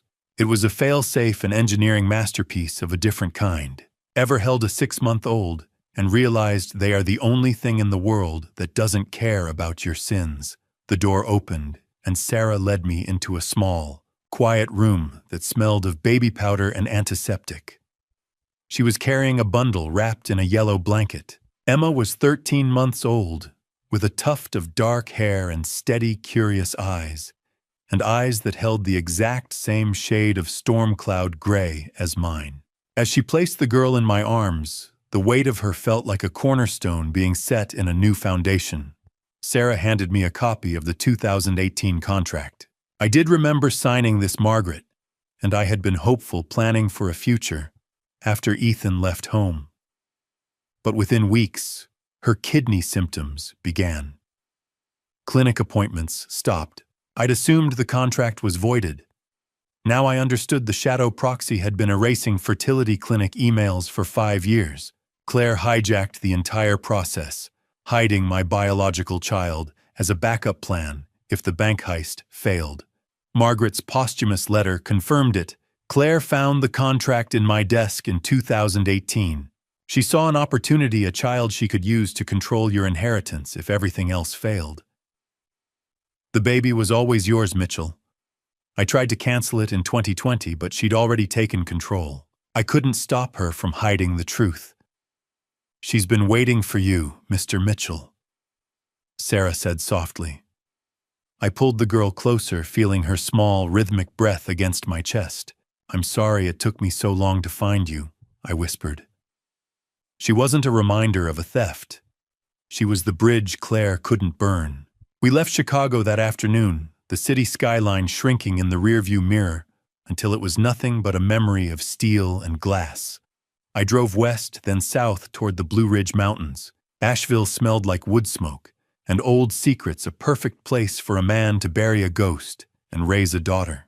The gravel crunched under my truck tires as I pulled up to a secluded cabin I had purchased through a blind trust months ago, another move the shadow proxy had facilitated. The crisp, thin air of the mountains felt like it was scrubbing my lungs clean of the industrial rot of the Elmwood district. I unloaded our few belongings under a canopy of autumn leaves, the oranges and reds of the trees reflecting the sunset. Emma slept through the transition, a warm, heavy weight against my shoulder as I carried her over the threshold. Just you and me now, kid, I said to the empty pine-scented rooms. I walked into the small kitchen and set her carrier down on the counter. Beside a stack of new blueprints sat a single envelope addressed to me. The handwriting was unmistakable. It belonged to my late wife, Margaret, the real Margaret, before the illness and the lies.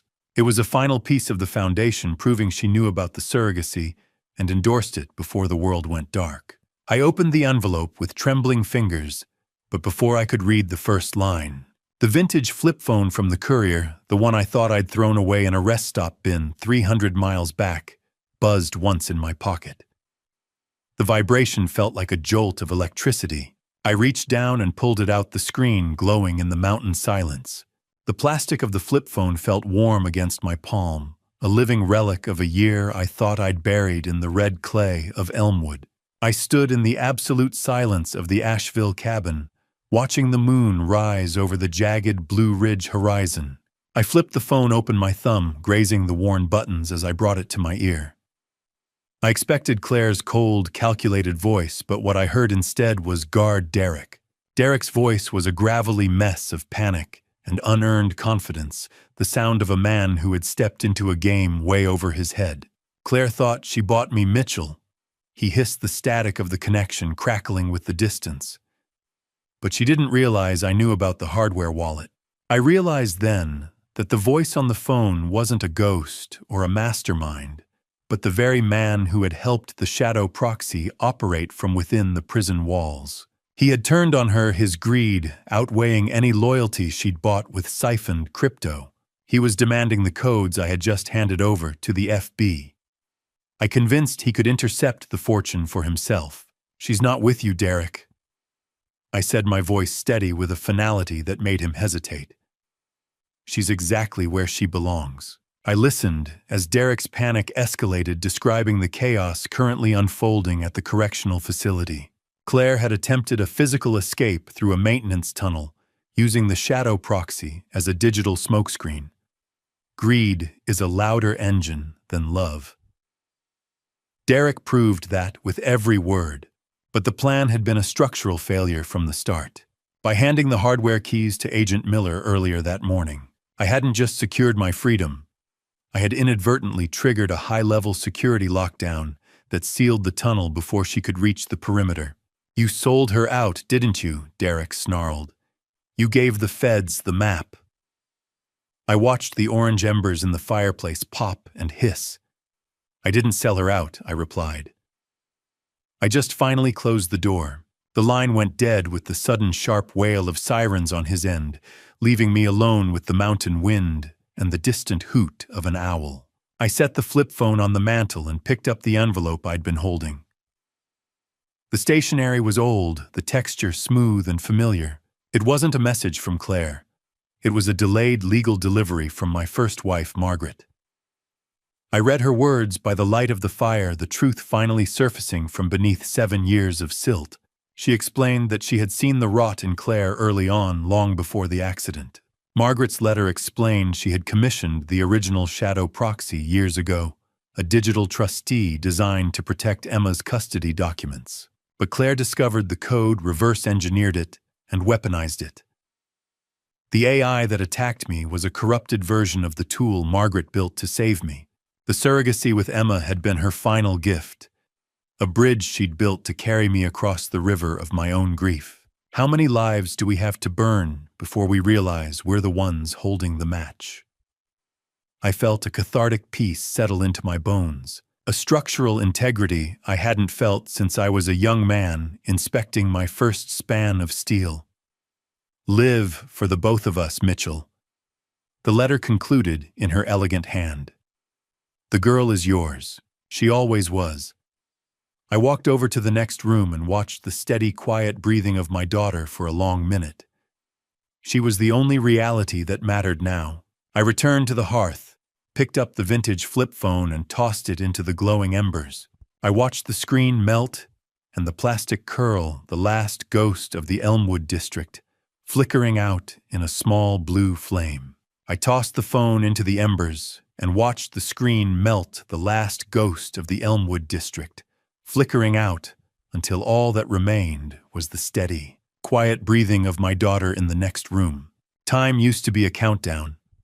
I couldn't stop, but today it was just the rhythm of a toddler's laughter echoing against the cedar walls of our cabin.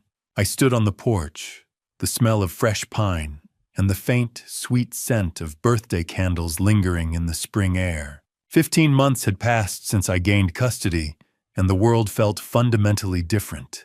Emma was approaching her second birthday. I wasn't just hiding in the mountains. I had become something new. I was now the preeminent consultant for the FBI, spending my days tracking the very laundering systems and shadow proxies that had nearly erased me. Turning my trauma into my greatest asset was the only way to ensure the structural integrity of my future. I watched Emma in the yard, her dark hair catching the morning sun. She was thriving, possessing a stubborn streak that reminded me of the best parts of the woman I had truly loved. 2 years, Emma, I said, leaning against the porch railing.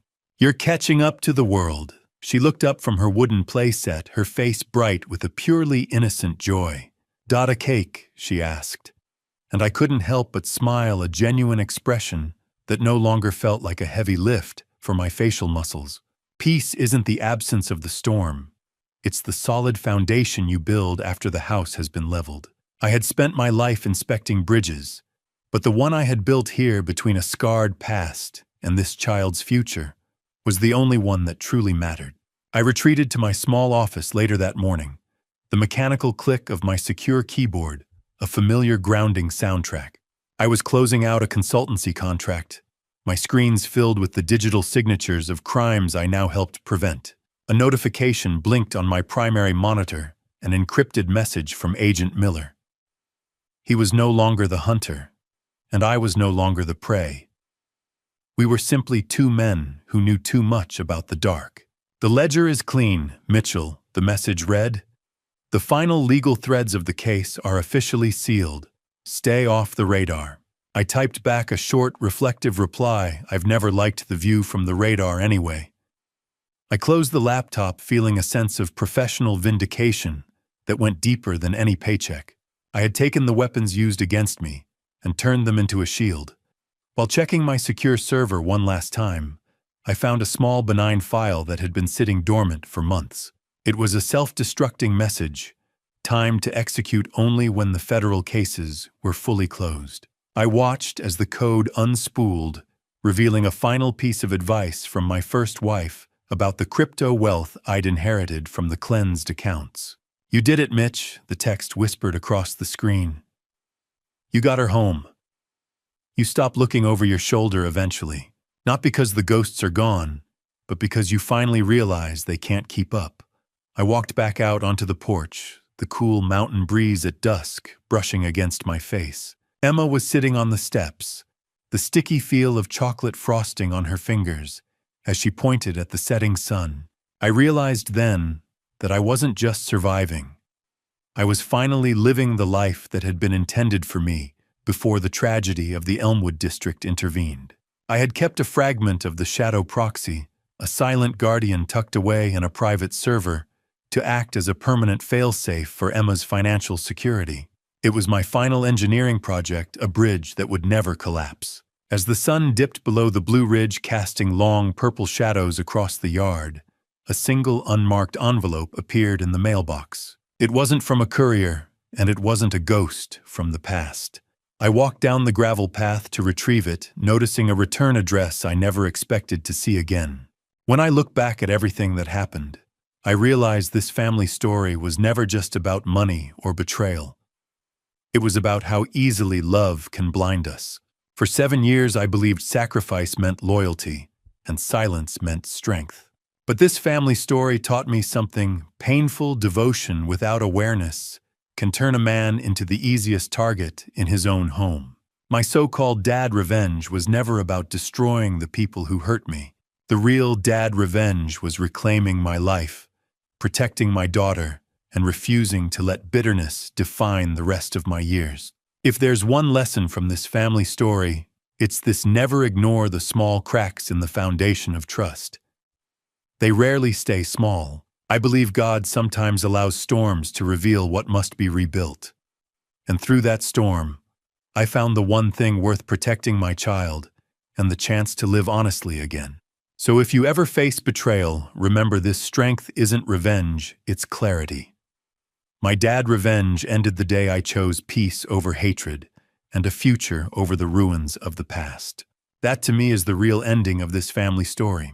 Thank you for staying with me until the end of this journey. I'd truly like to hear your thoughts. What would you have done if you discovered your own family secretly replacing you and stealing your identity? Share your perspective in the comments. If this story resonated with you, consider subscribing so you don't miss future stories. And a quick note: while this narrative draws inspiration from complex family conflicts, some elements have been dramatized for storytelling purposes. If this kind of story isn't your preference, Feel free to explore other videos that may suit you better.